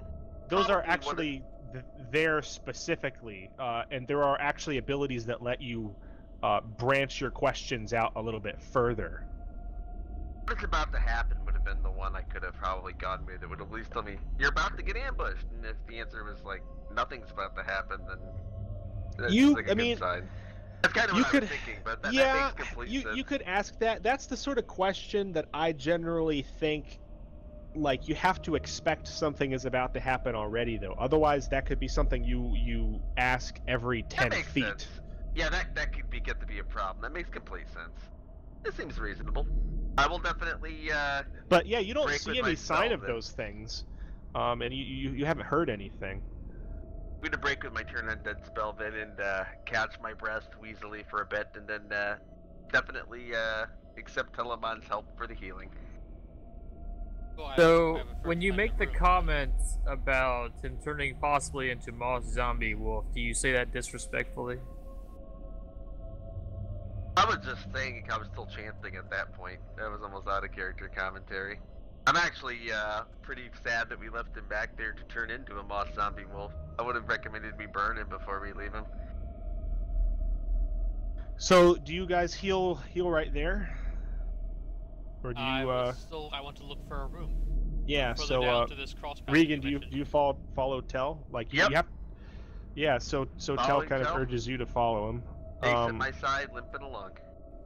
Yeah, you come to a cross section, and you hold your light kind of illuminates the area. The tunnel to your right seems to have collapsed 20 feet beyond. The one to your left actually goes on for basically 30 feet and then ends in a wall, and there are 2 doors opposite either side. It looks very ancient, like down here.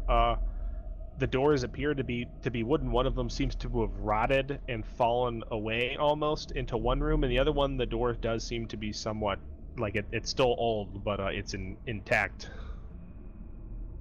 Friends, this way. There appears to be a room. I will let Telemon choose the room. I want the one with the door on it. Hmm. Okay. Yeah. You go to the door. Do you look into the other room? Like, it's directly across. Yeah, I would think at least take a look. It's very dark inside. It looks like Hold my staff forward as it's illuminated. it looks like it's really hard to tell what was in there. There's like water damage and like stuff growing in the from the walls. It looks like part of the ceiling is collapsed. You see what might have once at one point have been a bunk bed inside. But yeah, without going in there, there's really not much to see. If you try to open the door, you find that it's not locked, but it is definitely resistant. You have to really put your shoulder into it before it actually opens up. You finally get it there. Like, there's some splintering Wait, from the shoulder? door. We have a grizzly bear. Well, you don't need a battering ram. Like, I'm not asking you to batter it with your shoulder. Like, you just put your shoulder against it and push before you call the bear, I would assume. Like, are you that lazy? As soon as you push the door with your hand, it doesn't open, you just call for the bear. Well, I'll try and push it, but I'm a frail old wizard. Well, frail old wizard or not, like, this is like a door that's just like mildly stuck. You can push it open. Yeah, you push it open, and your senses are filled with the smell of like rotted wood. It's very dank and damp in here. You hear like a faint dripping in the background. Your light kind of flutters into the room ahead of you just a few feet, and you look, and there seems to be some sort of storeroom at one point. Like, there seems to be the remains of some barrels, some crates, like a couple like old plain chests stacked up atop each other. Maybe that was like the remnant of a hay pile in the corner, who knows? But yeah, like it's definitely more intact than the other room. You have for to do now. Come, friends, enter the room.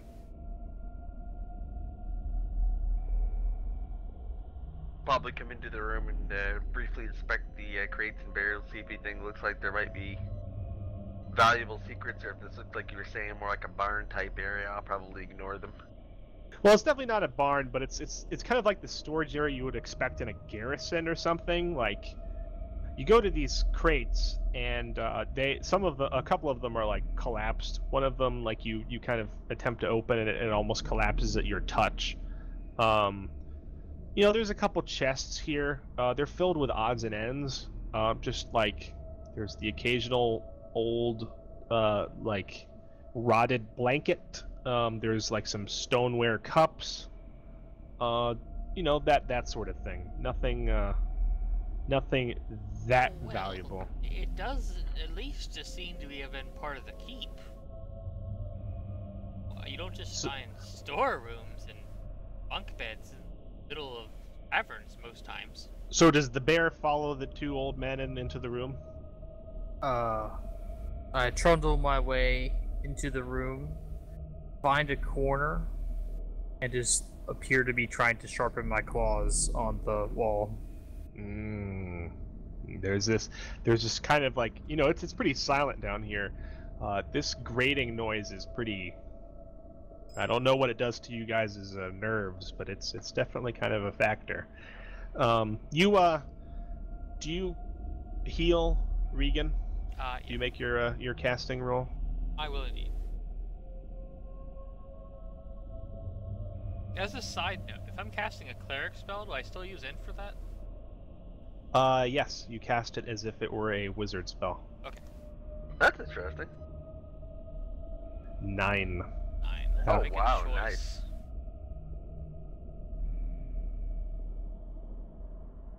How much does that heal then? He's got to choose what he does before he does the roll. Oh, okay. I think he chose Cure Light Wounds, the same as what you have. So I think he'll be rolling a 1d8 once he It's chooses. 1d8. I'll take -1 ongoing. Okay. And then roll your 1d8. Oh. Oh god. Yeah. Nice try, man. Regan, what are your hit points at? 9 out of 18 Yeah, after the 1. he's still wheezing, and he looks pretty bad. Like at least the small bit you've healed him has closed up the wounds. At least he's not openly bleeding. I just, I'll definitely thank the you for his bandages, how do attempt. they work? Bandages. Let me see here. I'm pretty sure it's just 1d4, but I'm gonna make sure before I tell you that. I got the other crap kicked out of me by that mob before you distracted him. That was crazy. Yeah, bandages. When you have a few minutes to bandage someone else's wounds, heal them of 4 damage and expend a use. So you can just heal him 4 damage per use, and you have 3 uses with your bandages. So do you bandage Regan's wounds? Yes, let me bandage you up, Regan. Slow. So How many, Two I guess bandages slow will get just him says- 1 point shy of max. That seems like would be pretty good if you can spare the bandages. 8 wasted them on folks. Definitely got to pick up a healing spell sooner or later here. Hold on, I'm gonna try the spell again. Maybe it'll take better hold. Oh, it's even worse. So it fizzles. I don't know what that actually does. Let me actually look. I think there's a chance you forget the spell.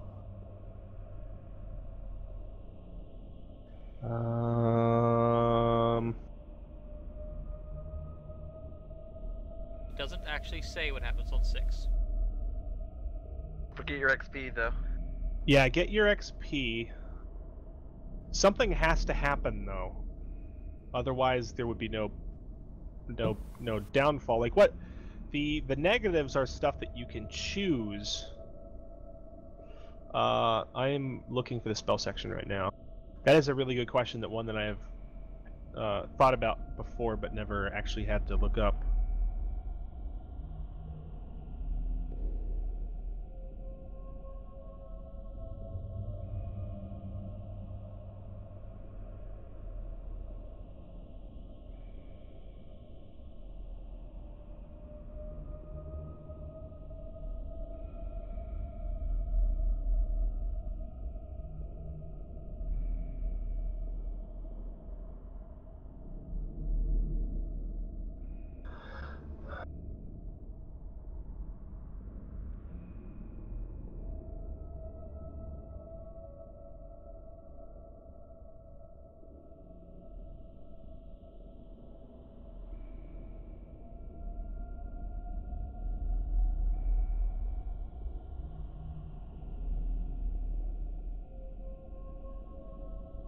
Wow, the book literally does not tell you what happens on a 6-. It's up to you. Yeah, Yeah. it says the basic flow of magic is to know, prepare, cast, and forget a spell. You forget the spell. I'm sorry, Fred Regan, but under the stress, I can't seem to remember the words. So you're Advanced up stage to could be, I find it bandages get you up ironic to that 17. the cleric, that the wizard is healing the cleric. yeah, that is kind of ironic. I definitely need to pick up a healing spell here at some point. Thanks for using those bandages, though. My character will definitely thank you and say that the loss of mind in advanced age is nothing to be ashamed of.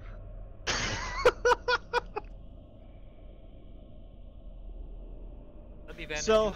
Can I bandage him again? That seems kind of weird. You bandaged him twice. Oh, I- well, I said he got. It was 2 uses.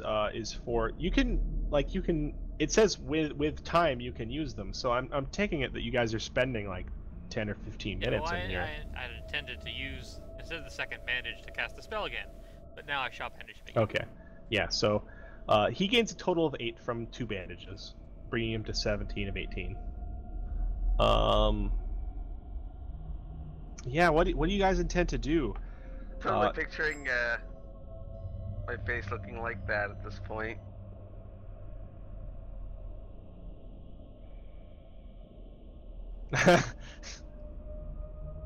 Lots of Like- bandages. You can still smell the decaying smell that you guys had been overwhelmed with back in the main chamber, but it's slightly fainter. As a side note, DM, how do I know when there's a place of power? Do you just tell me there is one, or? Yeah, it'd be the sort of thing that I would describe when you enter an area. Or if you were examining something specifically for that in mind. Like, do I sense magic here of some kind? And I'm like, well, would if that you're not require detect magic? well, I was about to get to that. If you weren't like detecting magic, like I think detect magic would basically give you the definitive that there's some sort of nexus here. I might say like a place of power is something strong enough that you would feel it without detect magic. You just wouldn't necessarily know what it is. I would just say you feel something. And that makes sense because it's more powerful than normal magic. Felt no such thing at the base of the tree. You guys were pretty busy at the base of the tree. All the places around here, to me, that seems to be magic above. It seems to be that if he is growing a great tree that is bigger than most, that would be the center of which to grow one. But Yeah, what is everybody doing? Reagan, you've been bandaged up. Your shoulders kind of pop back into place. What do you guys intend to do? You seem to have some relative safety here, but who knows what the hell is down here? Like there is no natural light aside from what you have brought, and you have no idea how long this place has been forgotten. I'm going to.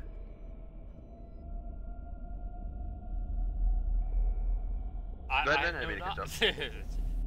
I know not how we shall proceed now. I believe that at the center of the tree I would find a place of power, that a ritual to purify it could be conducted, but I'm going to suggest that the power might be in its roots, or even the soil that it's growing from, and that I think that we need to get one of the bodies of one of these unfortunate souls for examination to have any idea what to do.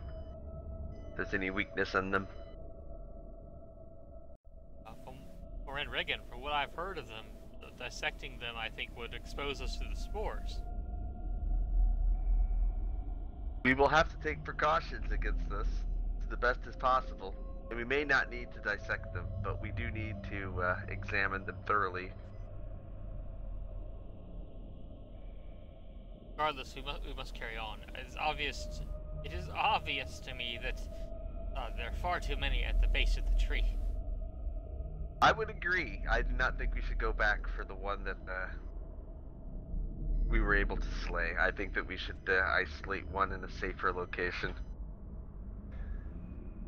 So, I'll go over to Sylvie and try to comfort her some.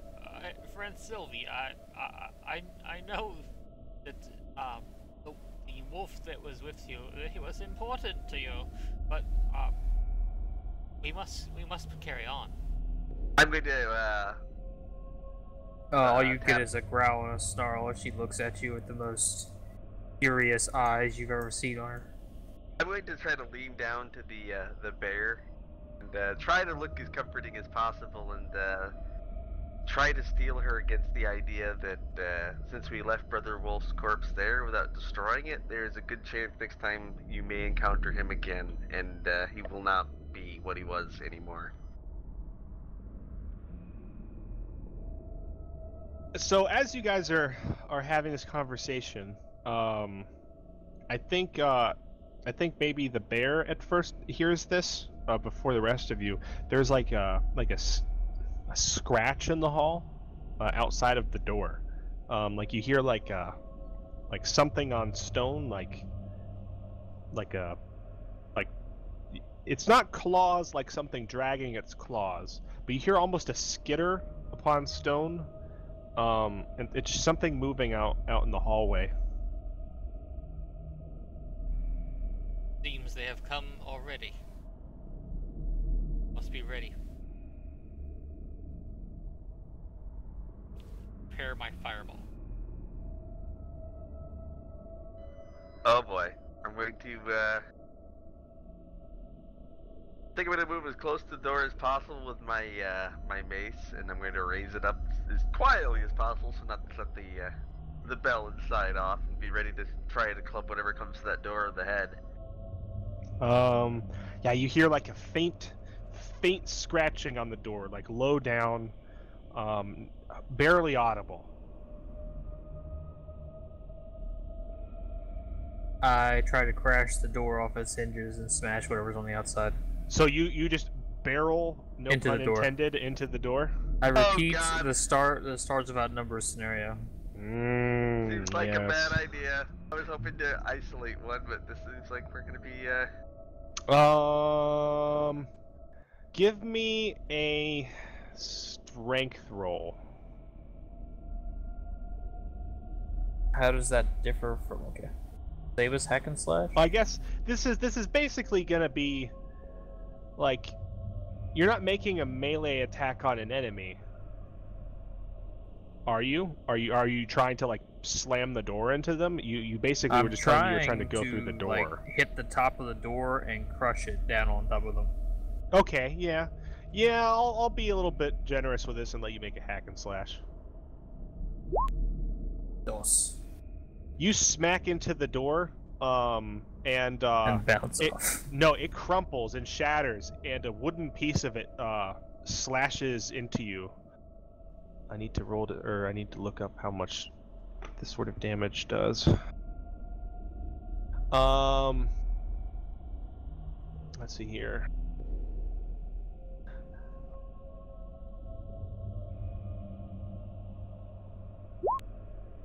Ooh, yikes. That is a nasty cut. Yeah, you smash into this door, and you smash right through it, and it explodes in a... Like, I think maybe you don't have problems smashing the door open. It's... You didn't realize this thing was as rotten as it was.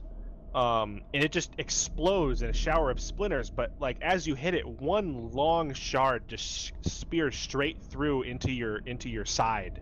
And you take 3 damage, you know, after your bear armor. oof. You Be see, listening as that. Sylvie like smash the door and then like reach her mouth back and tear out this sliver. Yeah, like as that happens, like you hear like a shriek and a skittering, and you see the biggest rat you have ever seen in your life just fleeing down the tunnel.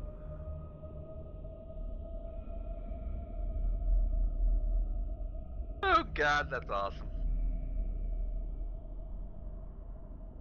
This I'm, looked like the most mangy, ragged thing, and like you didn't even really get a look at its face or anything. Just, you know, it was obviously a rat from the way it was. I'm gonna look at the rotted out door in a Taliban and say that we might need to find a more fortified position. There's a little use the fortified position can come of us. We must move on. Make sure you mark down XP, Sylvie. I did.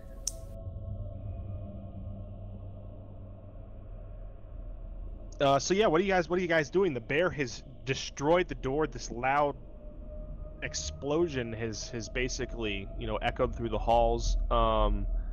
Like there's some wood dust in here now. It's let the stench of decay into the room. I'm going to agree with Telemon that we cannot stay here no matter what we do, and we should definitely get a move on. So where are you guys headed? Are you you leave the room and you go back down to the cross junction, where where that collapsed tunnel was. That's now ahead of you. To your right is the tunnel that leads back the way you came, and to your left, you have no idea where the tunnel leads. It seems to me that we must go left. Right is obviously back towards a tree. I want to attempt to use guidance again. Not sure how well this will work, but is a spell, so I'm at -1 if I do it. I don't think guidance is a spell. Is it? Is it a rote? It's a rote. Does that count? Yeah, it's definitely a spell. I was thinking it was one of your starting moves. Yeah, you're at negative. How are you at -1? What was that from? It's from the bringing Brother Wolf back to speak, even though no one ever actually talked to him. Yeah, you're still at -1. So roll your spell cast.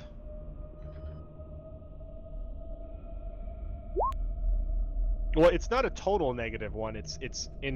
It's after your modifier. Remember? Oh, okay. So I guess that would be a +1. Because your wisdom is 2. 11 then. Oh, that's a much better roll significantly. Yeah. I don't know why I did -1. I'm sorry. Yeah. So on 11 guidance, what do you do? How do you seek guidance from he who cannot be named? And this time, I think since there's likely no insects I would dare crush in my hands in this place, I'll probably see if I can do something with drawing a symbol on my hand with some of the blood from my injuries, and then attempt to place it onto a wall to see if it reacts. That's cool. Yeah, so I guess you trace out the symbol of he who cannot be named in your blood, and you press it against the wall, and it makes a fairly accurate kind of stamp, and you watch as your blood kind of pools down.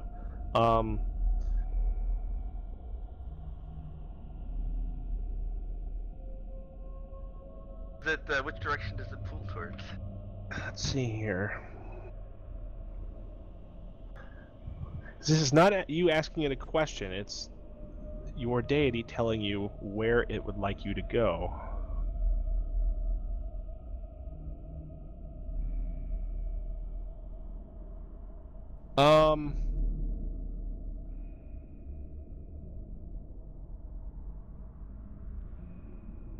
So I suppose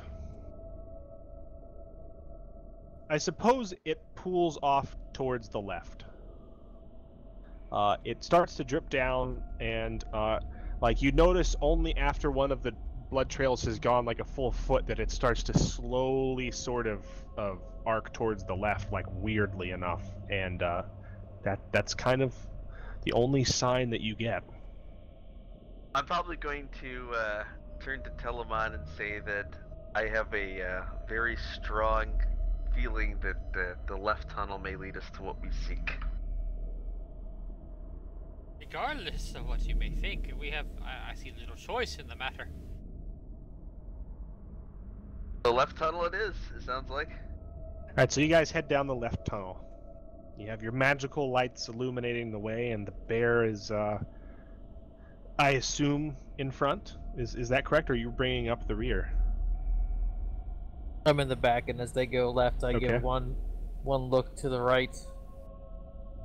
Probably be staying And in then the trundle middle, after so in the event that we're ambushed, I might have time to try another turn undead before Yeah, the you first think one run over. as you pause and look towards the right, like kind of longingly, right as you're about to turn and follow your companions, I think you smell just faintly over the strong, heady smell of decaying plant, just like the faintest like whisper of Brother Wolf's scent, and your companions go left.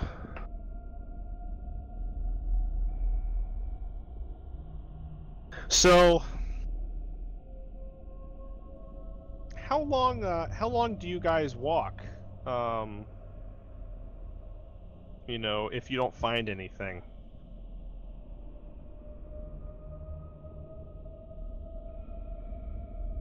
I was supposed to continue to walk. We obviously can't turn back. Not sure how Telemon is, how adept he is at looking for secret passages or whatnot, since he's up front. Might.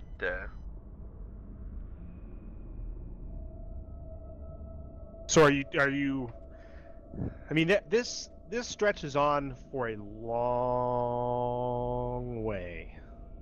You walk for maybe 10 minutes, and it's just an almost featureless, you know, passageway.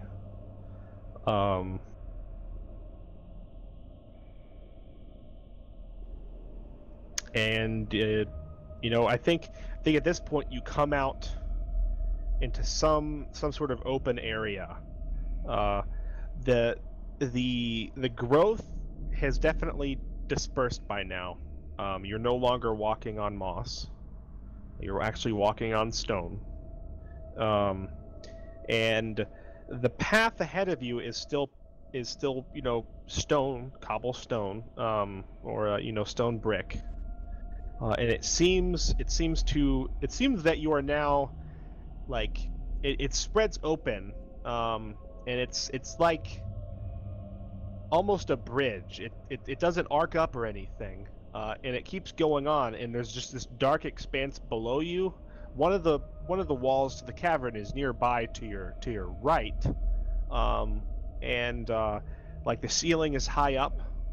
It just seems like there's this natural cavern here that that has intersected where someone had planned to build a path, and there is like the stone walkway just continues on.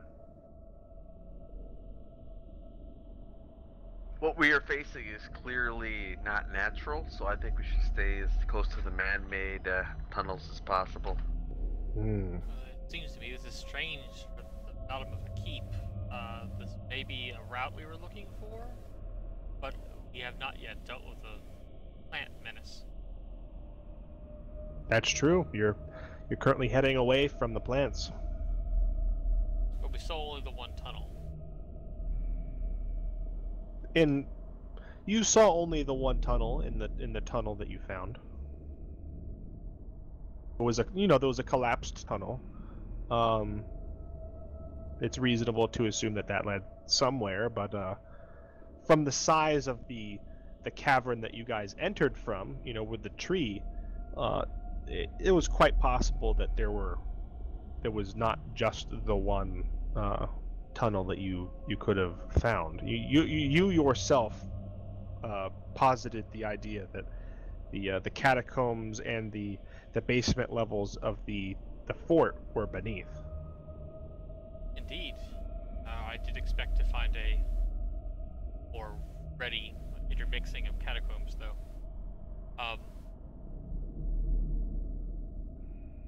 It would seem to me that this probably continues for some way, but away from our current goal. We may have to go back to the tree and seek another tunnel. Yeah, so you guys stop like a few feet onto this this kind of bridge and are just having this conversation? Yeah, well, I'm not sure on the bridge, but at that point, yeah. It's as solid What is it as a bridge everything else. over? It's a natural cavern. Your Like light does over not an open touch the bottom. expanse? Yes, a natural cavern, an open expanse. Like, somebody had intended to dig a straight tunnel, and they ran into this cavern, and so they built a bridge straight across it and kept going. Like, one of the walls is nearby. Like, you can see one of the walls. It's literally only actually like 4 feet away from the bridge, and it kind of arcs up, and you can see at least part of the ceiling.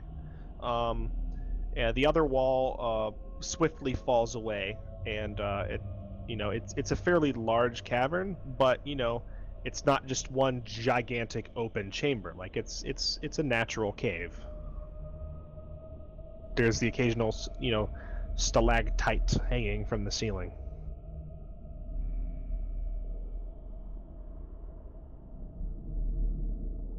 So tell Toby, I have told you what I wish to do. What do you desire? Takes a bite out of your robe and drags you back toward the tree. Very well, Rhaegon. There's now a hole in your robe. Well, it's not the first. I will follow you. Nothing I can't fix later. There are patches for everything, yes. So the other two start heading back towards the way you came. Reagan, you hear a clink, like a sliding noise, and just like the faintest of clink. It just vaguely catches your ear, because it is, it's a very quiet cavern, but it sounds like it's remarkably close by. I'm gonna probably see if I can motion to stop and try to examine the sound. Motioning to stop isn't doing anything when we're walking that way. I'm just gonna stop and pace and listen for a second before I say anything. No, we're still walking. You don't hear anything for like almost 20 seconds, and then you hear it again. It's like a shing. Like it sounds not stone on stone, almost like metal on stone. Like something light. It just barely registered in your hearing. It sounds like if you're facing the tunnel where you came from and where your friends are going, it sounds like it's coming from behind you, like slightly deeper into the cavern. I am going to say, Telemon, can you come here? Or I'll probably call for Telemon and ask if he can come here for a moment, and then I'll point out the sound and hear if he can hear it as well. My ears are no better than yours.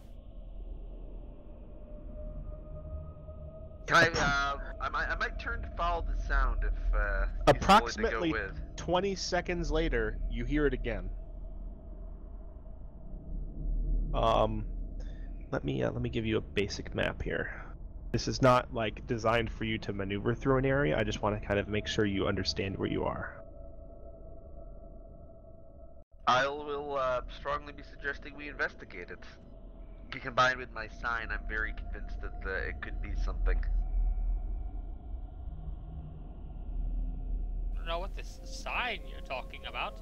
You did press your hand to the wall for some strange reason. I don't see why. All I can see from that is getting an infected wound. I will probably point out to Telemon there are many things he does that to a layperson may appear to be strange, but do have purpose. All I know is you talk about this strange clicking that I have not yet heard. If you listen, another 20 seconds go by, and if you're really straining your ears, you can hear like a faint cling. Like it sounds like metal on stone, but it's not like slamming against it. It's just like a faint sliding, and then like a ceasing.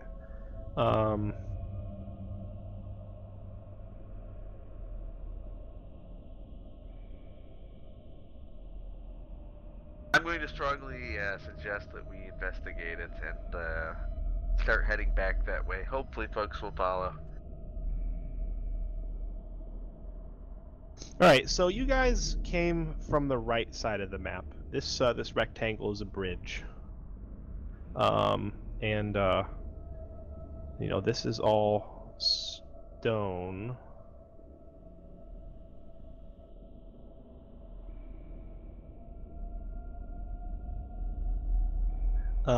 And beneath you, I'm going to draw it in blue, but it does not water. I'm just trying to differentiate it.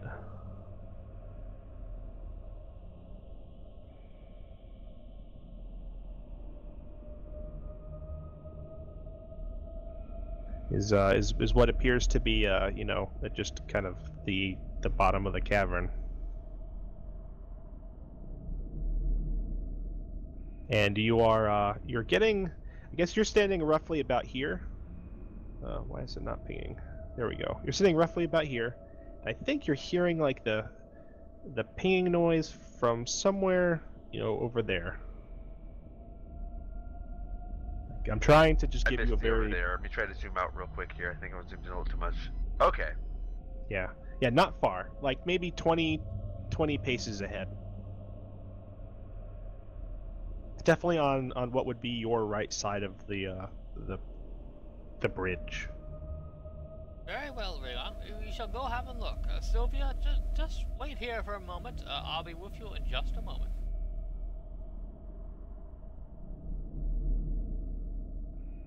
We walk over to where we heard the sound. At least I do. Raygun, Yep. tell me once.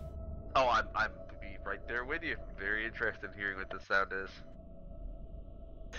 So you make your way deeper, you know, like 20 feet out over this bridge. There are no handholds or anything. And like maybe you think you passed it for a second. And then you hear it again, it's much closer, and you see the very faintest inkling of motion and like the slightest speck of like a gold like reflection. You stop in front of the wall, you know, on the bridge right here, and you look. There seems to be some sort of slight indentation in the wall. Like not very big. You're basically just like peering into it. It's like rectangular almost. It's very, very thin, small. You're looking at it. You're standing just a couple feet away from it. You know, it's like maybe 3.5 feet away from where you are. You can just kind of make it out, and you hear the sound of this metal again. And it seems to be like coming towards you, and you see something roll right out of this hole and fall into the chasm between the bridge and the wall, and yeah, you catch the sight of a gold coin just dropping into the abyss. I'm going to watch it to see if another gold coin drops into the abyss after 20 seconds or so. Yeah, roughly. I think maybe 20, 22, 23 seconds later. It's not like a precise 20 seconds. Sure enough, another coin comes out.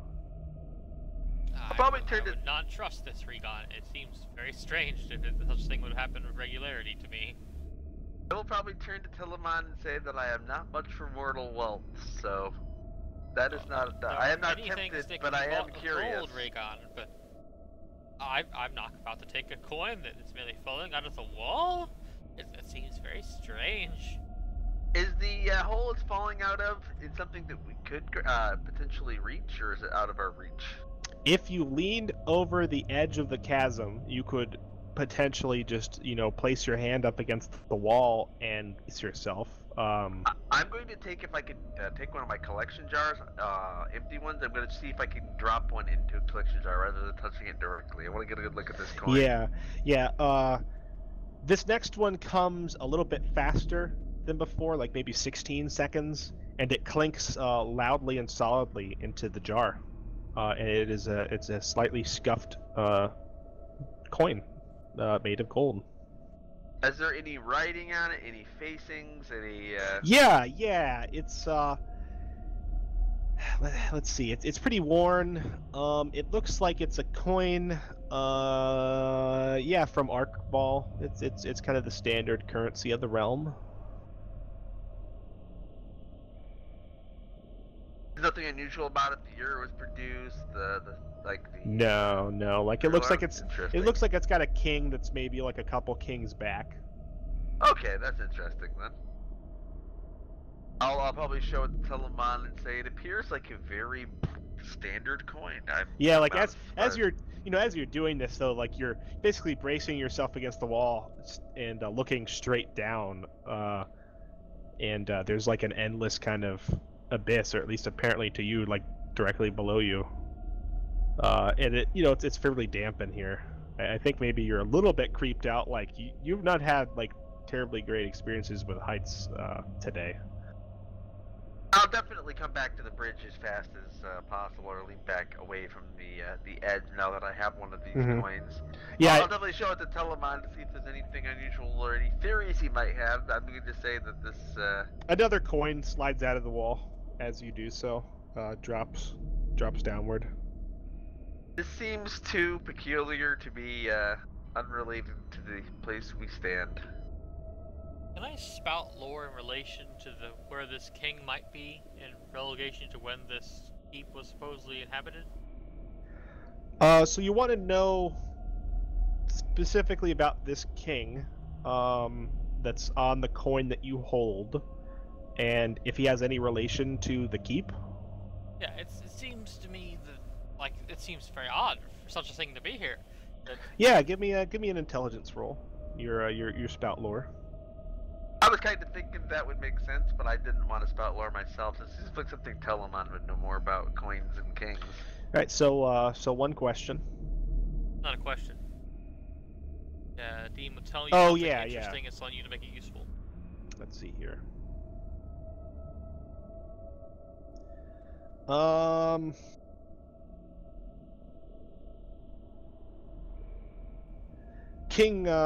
King Severus III, you think is who you recognize on the face of this coin.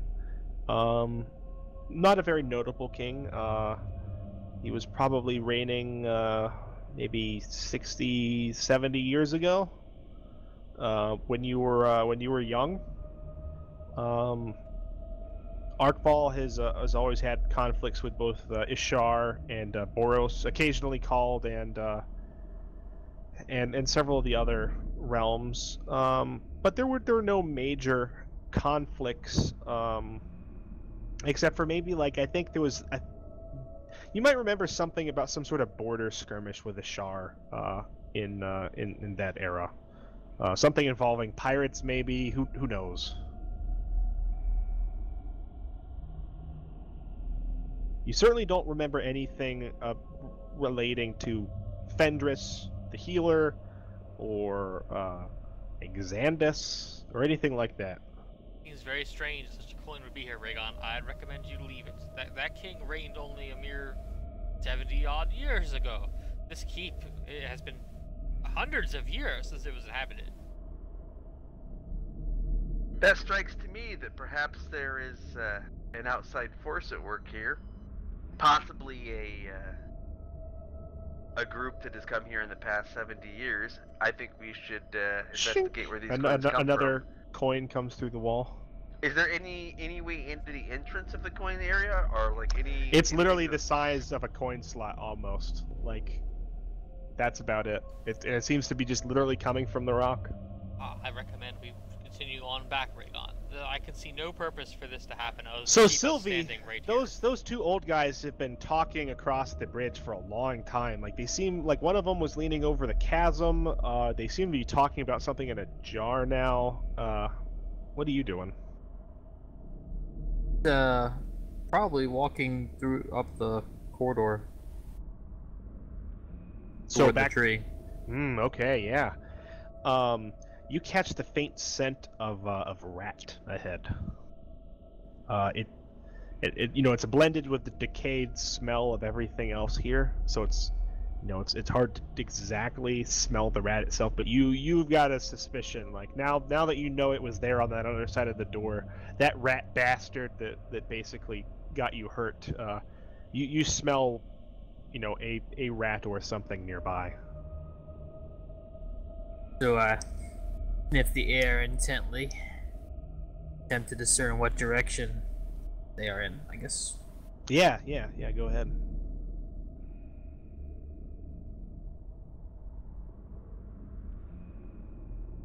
Nine. Yeah, one question. One question.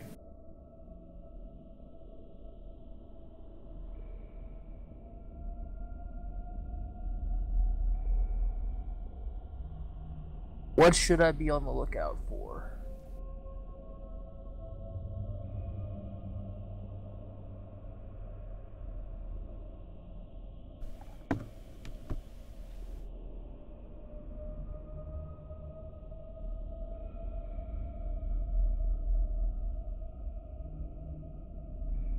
You should be wary of what else might be down here.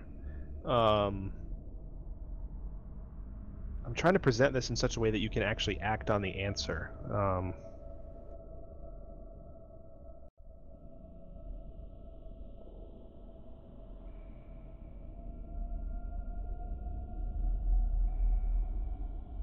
not really sure how you're supposed to do that just in every situation.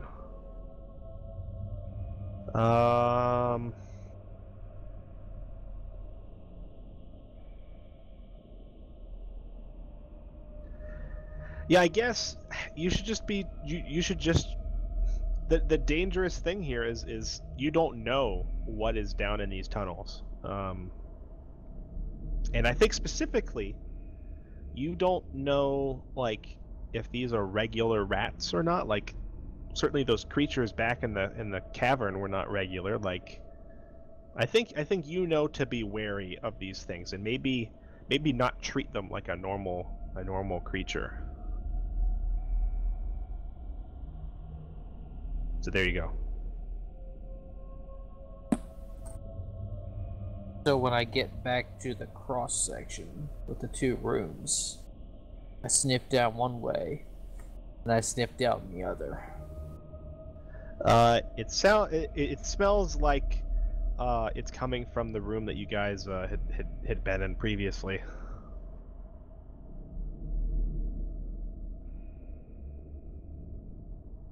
Like you catch the definite scent of rat in that area.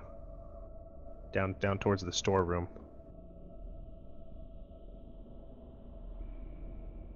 I start trundling down that hall. Yes, vengeance. Thy name is Bear.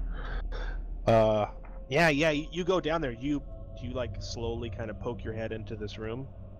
Mm-hmm. Yep. There is the biggest ass rat you have ever seen, and it's like currently digging through some sort of old sack in the corner. Like it's buried like up to like its waist. Like you can only see its rear half. So I attempt to stealthily sneak up behind it as a bear. Okay. Such a thing might not be possible. I think this is gonna be defying danger. And you are trying to do this with dexterity, I think. Roll dex +1.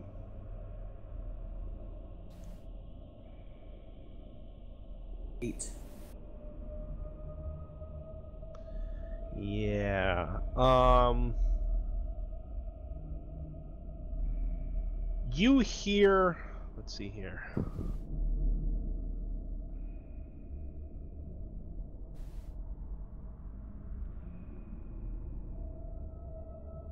How do you get close to it and still suffer danger?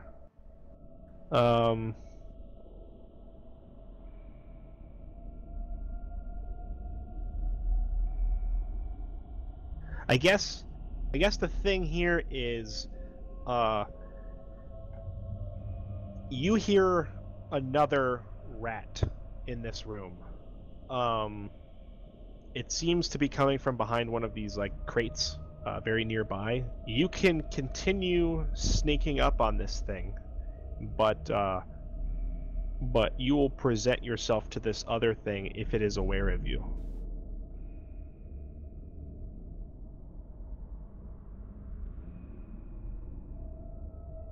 I continue to sneak up on rat number 1.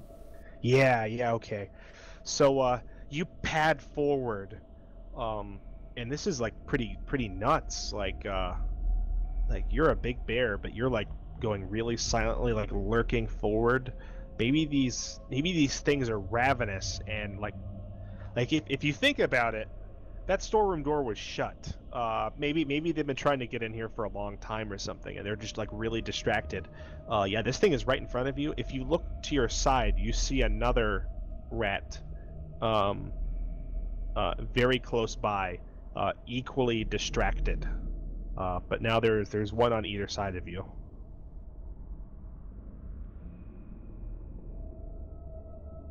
What do you do? I hack and slash rat number 1. Okay, yeah. You do bite at it or do you claw at it? I claw at it. Okay, yeah. Make your hack and slash. Do you let out a roar as you do so, like trying to take some sort of vengeance? Yes, obviously. 7. 7. All right, yeah. You swipe at this thing, and like it shrieks. Roll thine damage while I look something up. 5. Nice.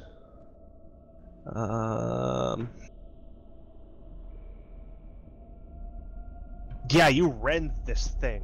Like you said claws, right? Yes. Claws. Yeah, your claws just go straight through this thing, like digging through its ribcage. You feel like a solid crunch through it. And like this thing shrieks and it starts trying to dig its way out of this bag.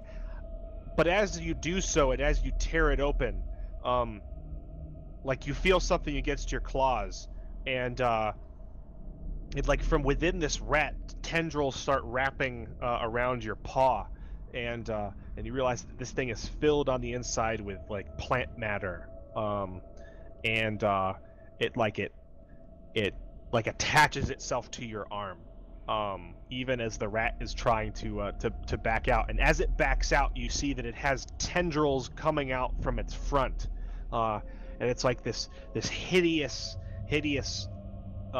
obviously dead rat that has been infested by whatever this thing is, and like now, like it's stuck to your claw almost, and to your side, this other rat is definitely aware of your presence. Back at the bridge, what's happening over there? Dragon, I do not see why we should be standing here looking at these coins sliding out of the wall. I can see no purpose for them to be here other than to keep us standing right here. We should return at once. I agree that this is not a wise course to stand here. However, I'm going to say that another coin flies past. I'm going to say that I believe whoever would be dropping these coins would obviously be living here, and whoever would be living here would probably not be good news. So let's see what happens. And at which point I'm going to take my knife out and slice off some cloth from one of my sacks and try to stuff it in the coin slot. Okay. Yeah. You stuff it in there. And I guess you probably actually use your knife to stuff it in there, like it's too small for your fingers. And as you do so, like you're in the process, you feel something jolt against your knife, like a coin has hit it. And you manage to get the rag in there. Do you wait to see what happens? Once I get it completely closed off, I'm going to put my knife back away and step back and say, I think we'll see something happen. Yeah, you hear like a tink, and the rag, it seems to like jitter just a slight bit. It seems like two coins collided. Would you Would Regan and Tell both make Constitution checks for me? You boy.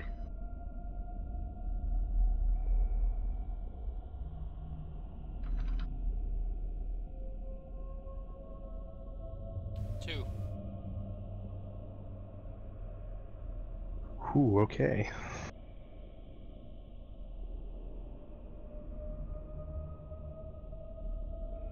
Hoping for Telemon lower is better. Yeah, well, checks lower is never better unless it's damage. All right. So yeah, you hear a third clink, and like yeah, you seem to have jammed this thing at least as far as you can see. Back to the storeroom. What are you doing? What are you doing, Sylviona? This Attempt to defy danger by powering through to shove this thing off my claw. yeah, like you're basically whipping your claw around trying to Yep. fling it from you. Awesome. Yeah. Yeah, give me a defy danger with strength. 8.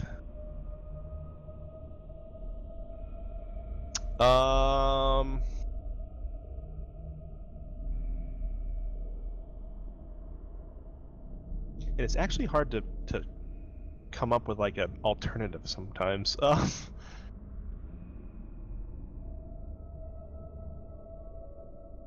Yeah, like you're thrashing about and getting it off.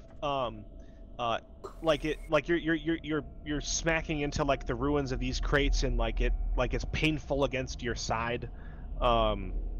You think you can get it off of your hand, but if you in order to do so, you're gonna have to thrash so violently that you actually might like hurt yourself against all of this detritus that you're in the room with. I just want it off my claw. I Yeah, can do yeah, it. okay. Let's see here.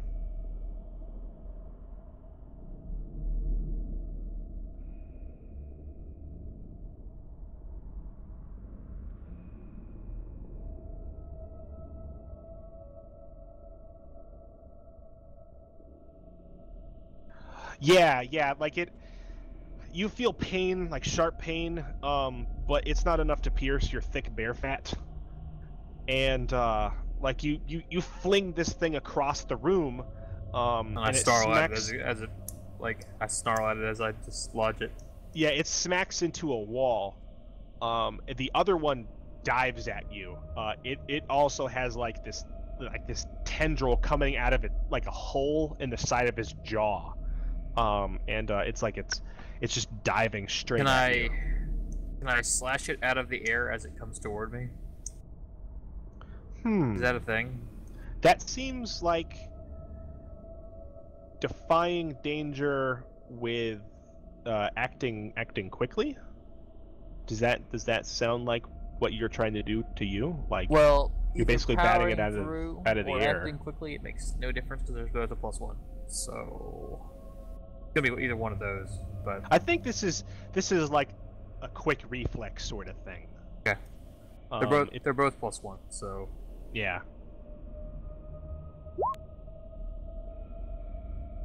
Yeah, this thing. damn like it, they're low, but not quite low enough. Actually, that one is low enough. Yeah, It is. that's Okay. XP. You I backhand have at this thing, 9 XP. and you miss it, and it latches onto you.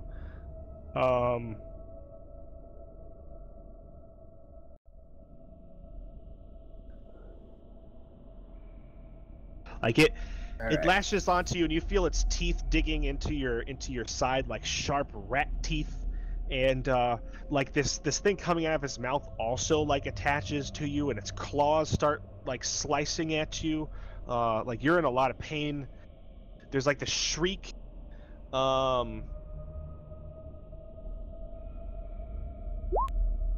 And it deals 3 damage with 1 piercing. I wish to use the bear hold ability. Ah, yes, 2 hold to shrug off any damage. Mm-hmm. Yeah. So like you roar, and you like slobber goes everywhere as you do like Then I shake my bare fat and yeah it gets shoved off, I guess. But like it basically just flies off. Like it's cut you, but it's all superficial. Like take that, you like minor little rat thing. Like I'm a fucking grizzly bear. Yeah. You've got these two. But what are you doing?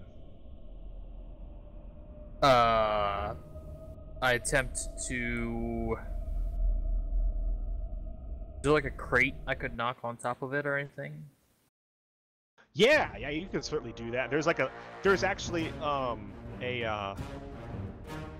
few barrels stacked up that have not toppled over yet. You could probably swipe one with your paw and like, if the thing is heavy enough, I it might attempt crush it. to crush it with a barrel. Yeah. Defy danger by powering through? Is that how that works? It's yeah, it's supposed to be the catch-all ability. It's really more for defense, but I'm gonna let you do it. Do that or hack and slash, but I'm not really physically attacking it. Yeah, do defy danger. 8.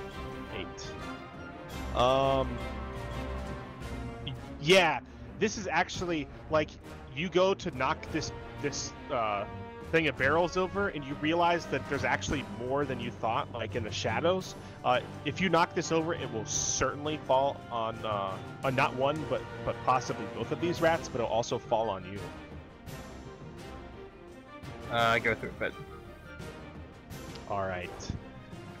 crush this little rat bastard. Let's see Thing. here.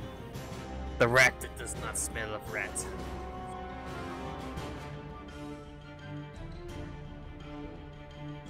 So I heave with my bare muscles. Yeah, you all take 4 damage. One of the rats is just crushed. This is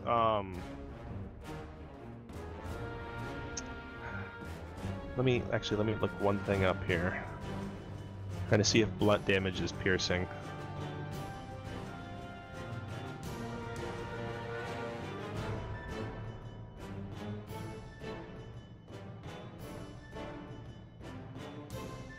Yeah, your armor still holds up. So one of the rats is literally crushed beneath one of these barrels. Like, you hear this thing falls off, and then like it goes down like it's filled with like, I don't know, gold or lead or something. It just crushes this thing with a satisfying crash. And there's a shriek, and this thing is just like a splatter. The other one, it's like its rear half is broken, but it starts crawling on the ground towards you anyway. It's still alive, if you can call one of these undead things alive. And it's like its eyes are wild, and its jaw is partially unhinged, and it's like dragging itself. I roll the barrel over the other one. Yeah. You just do that. Which Yeah, it's dead. You have killed these 2 things. Back on the bridge. What are you guys doing? Like, you've heard several, like, kind of tings. roars and crashes. Well, the thing is, I described this back at the beginning as like a 10-minute walk. Okay. So Yeah, you're definitely not within sound. Okay. You've heard several tings and things within the wall. I would like it to seems note, like if coins that are rolls building for up. disease or anything, neither of us ever touched the coin. Yeah. Just noting that. So, I'm still going to act upon what I said earlier and actually walk after Sylvie. Okay. Yeah, you realize that the bear is no longer in sight, and you've been distracted for quite some time, so you have no idea when she left. Regan's going to say we'll check back in on this then, and follow Telemon to You check can on deal with it Sylvie later if you because want to. I didn't realize I Sylvie will was have gone. nothing more of it. You spent too long here already. So you guys start making your way up the passage. Sylviona, you've killed these 2 things. Will you, let's see here. Like, you see that, like, there's kind of like a writhing mass of God knows what inside these things. I'm assuming you're staying away from them. I kind of like examine it from afar.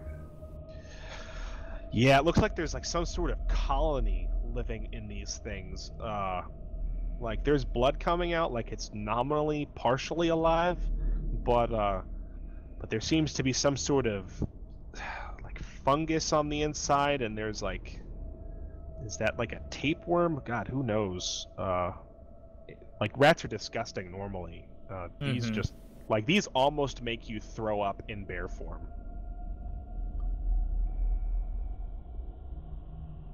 Well, I gotta think of myself. This is not natural. Definitely not. Such things I should be think. destroyed. Are you wounded at all?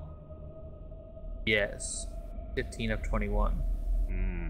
Okay. Yeah, you're bleeding a little bit. What are you gonna do?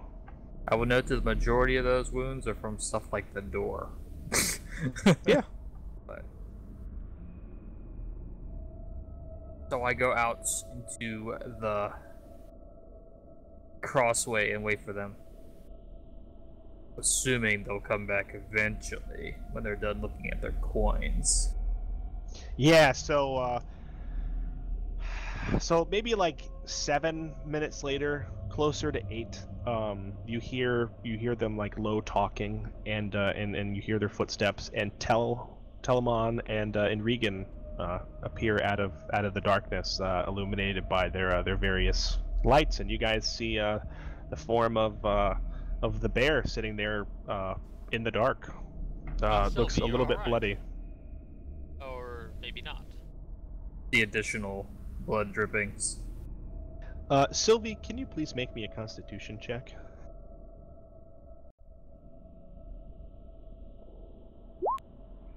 Okay.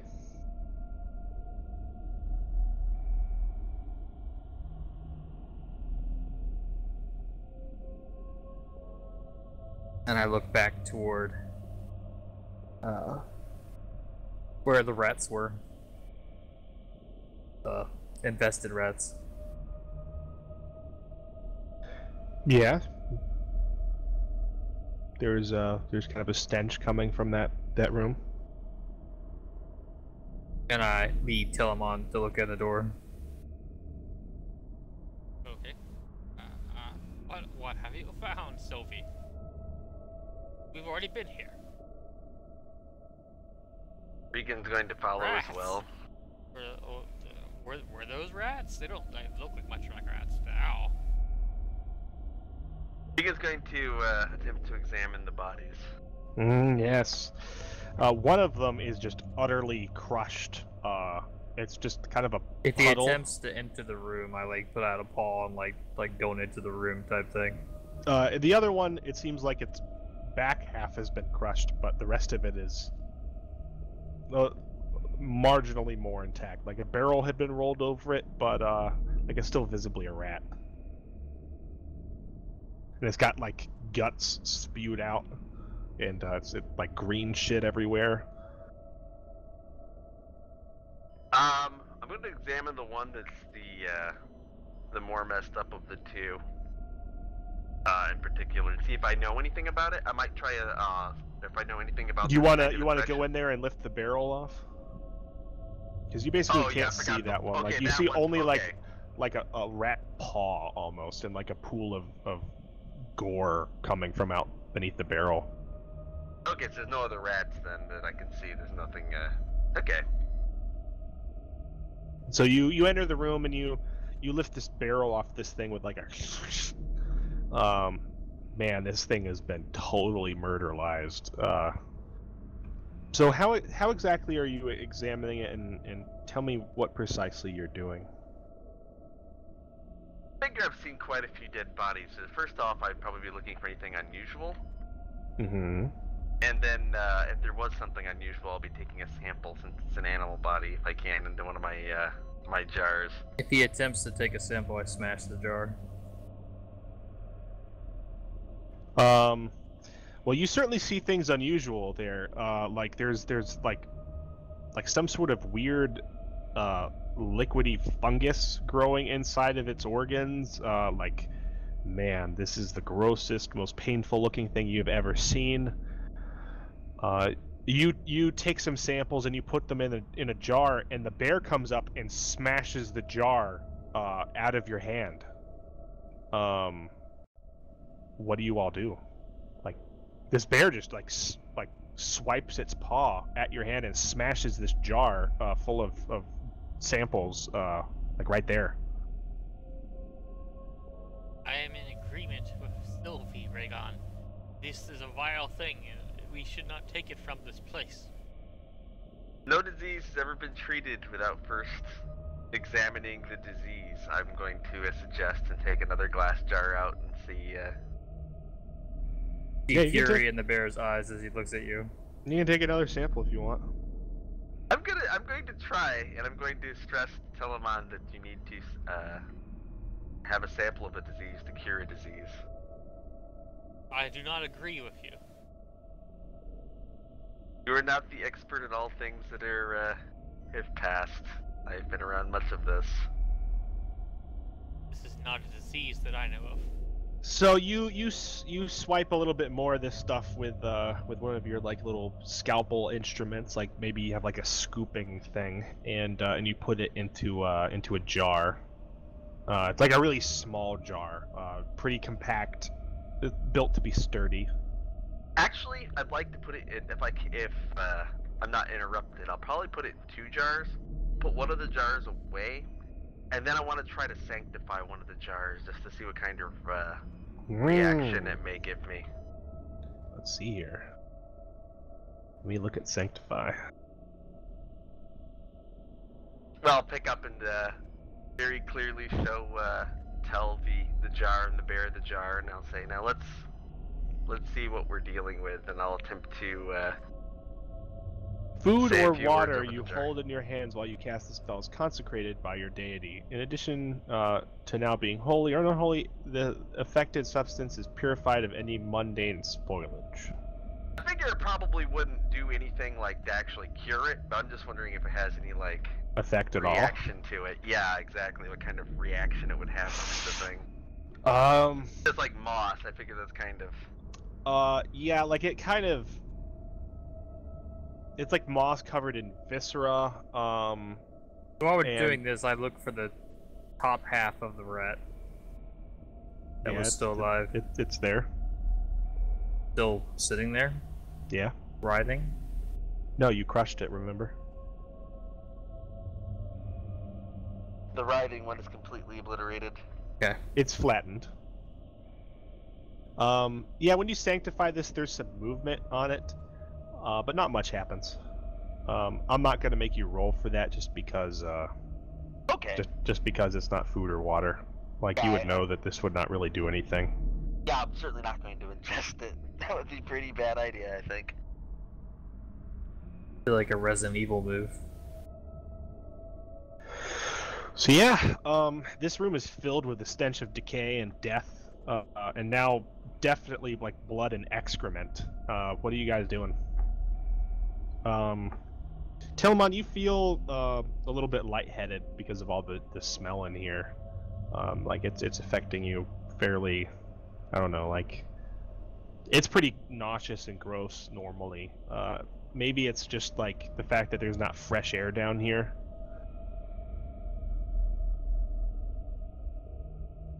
Okay. I watch intently what Regan does with the jars he collected. Mm-hmm. So you know he's gathered his samples. What are you guys doing? Are you like? I assume you guys are going to have some sort of discussion about heading back into the main chamber, as you had talked about before. Is that still your intent? Yeah. I still believe we should seek out the main chamber again. So while Seek they're a new passage. discussing that, I go ahead and use my last hold for hibernate and heal. How long does that last? Hibernate. We'll say it's basically like a standard 1 hour rest, you will get your bonuses for normal rest in addition to the plus 1d4. So, like, I think you get another 1d4 from being a halfling, do you not? 1d6. Is that when you make camp or when you That's when you rest? make camp.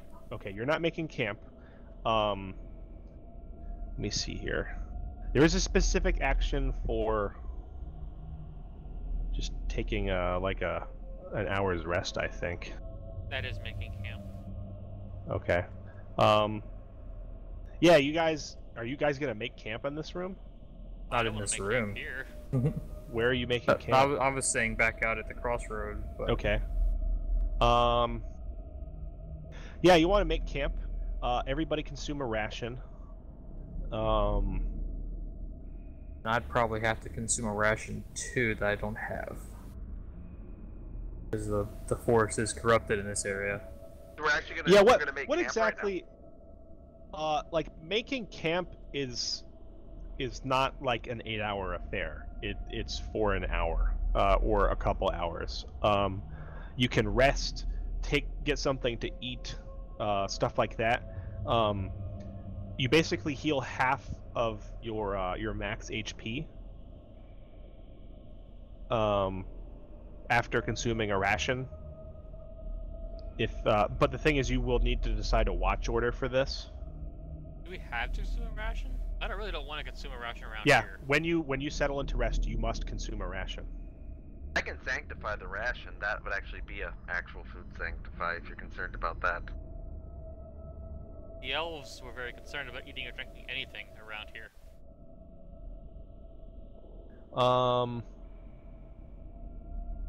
Yeah, your move Druid is by nature sustained. You don't need to eat or drink. If a move tells you to mark off a ration, just ignore it. But it's by nature sustained. It's not that you just... That's what I was saying. Yeah. You, unless you're willing to eat the rat or the moss here, No. I'm gonna rule that by nature sustained, you have to be able to consume the natural inhabitants or foliage of the environment. And since you're not, definitely mark down a ration. Which I don't have. You can Do take you, one of mine. You start with none as the Do you druid. like start nosing somebody's pack like you can't speak? As a bear. Do you start nosing into the pack that Telemon has those extra rations in? Yeah, I suppose. I will give her one, but I still think that we shouldn't eat anything here. You're in the corridor now.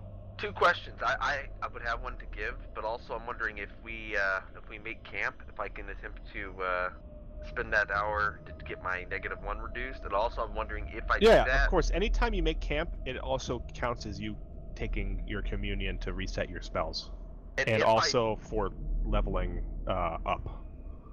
And when I do that, will I need to reroll Holy Weapon when we're Yes. done making camp? And Okay. every time you do that, you reset your abilities.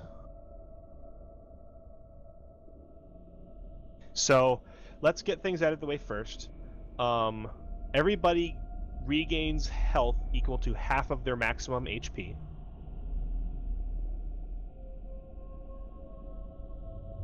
If that doesn't max you out, Sylvie, you gain an additional 1d4. 6. But it maxes me out, so. Yeah. Make sure everybody has marked down a ration. In Tell's case, I guess 2 rations. I have 5 remaining.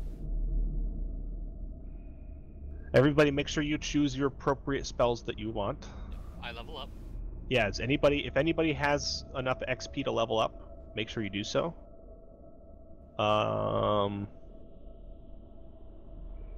It looks like Regan is very close.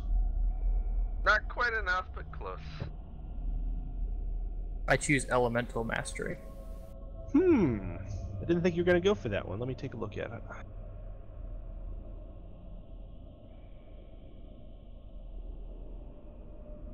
I am swapping out Cause Fear for Bless at this time. Okay. When you call on the primal spirits of fire, earth, water, or air to perform a task for you, roll Whiz. On 10+, choose 2. On 7 to 9, choose 1. On a miss, some catastrophe occurs. And the choices you have are: the effect you desire comes to pass, you avoid paying nature's price, you retain control. Yeah, very cool. Some additional rolls. I would like everybody to make a 1d24 roll.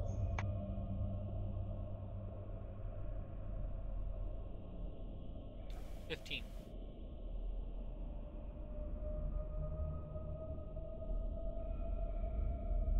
Regan got a 22. Oh, We got So a we got a 20. 20.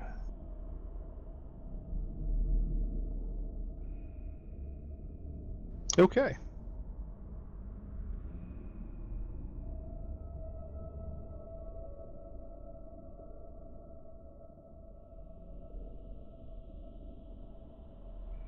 Sylvie, you made sure to put a point into one of your attributes. Got to. How about you, Tel? What are you choosing? Intelligence. Arcane Warren? I'm thinking about it. I'm looking at the counter spell real quick. Hmm. when do we deal with the like the alignments and bonds and stuff? Just out of curiosity. End of session. Okay. Yeah, end of session. Unless you guys are intending to do another long session tonight. I don't know if you guys want to do that again. Otherwise, we'll I'd be down with probably be ending in 30 or 45. How do you guys feel? Are you guys wanting to do another break at midnight and then do another couple hours, or what? It's fine with me. Yeah, it's fine. Yeah, we can do a mid-session thing here. Since we're doing like a long ass haul. Cool.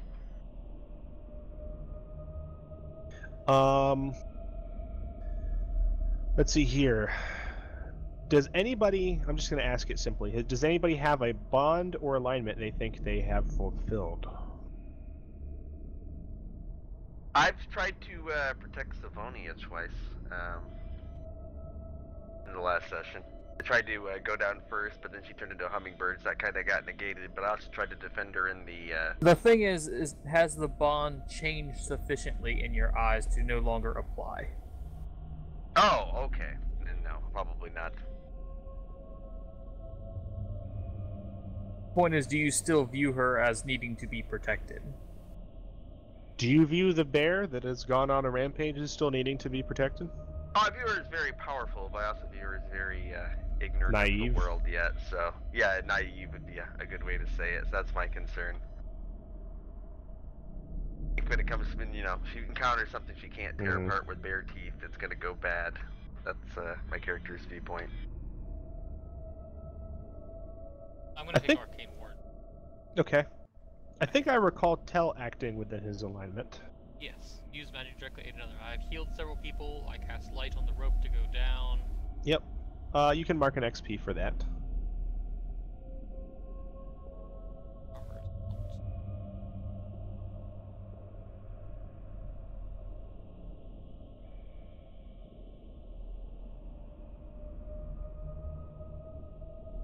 Oh, now I have to pick a third level spell.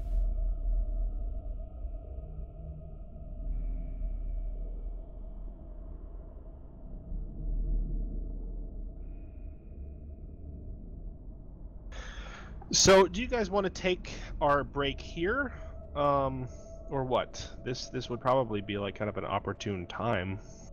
Yeah, that's fine. We can do that. That's good. So it's almost precisely 11:30. And Sylvie is no longer a bear after this. If we want to pick up in 30 minutes, like right at midnight or whatever time it is for you on the West Coast, we've got like 30 minutes here, I guess. I'll probably be back before then, just kind of munching in silence, but I'll probably be here.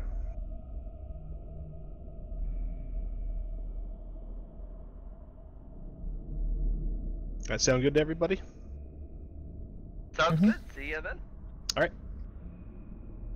Spell to choose. If you want, you can stop the recording. We'll start it back up in 30. Yes.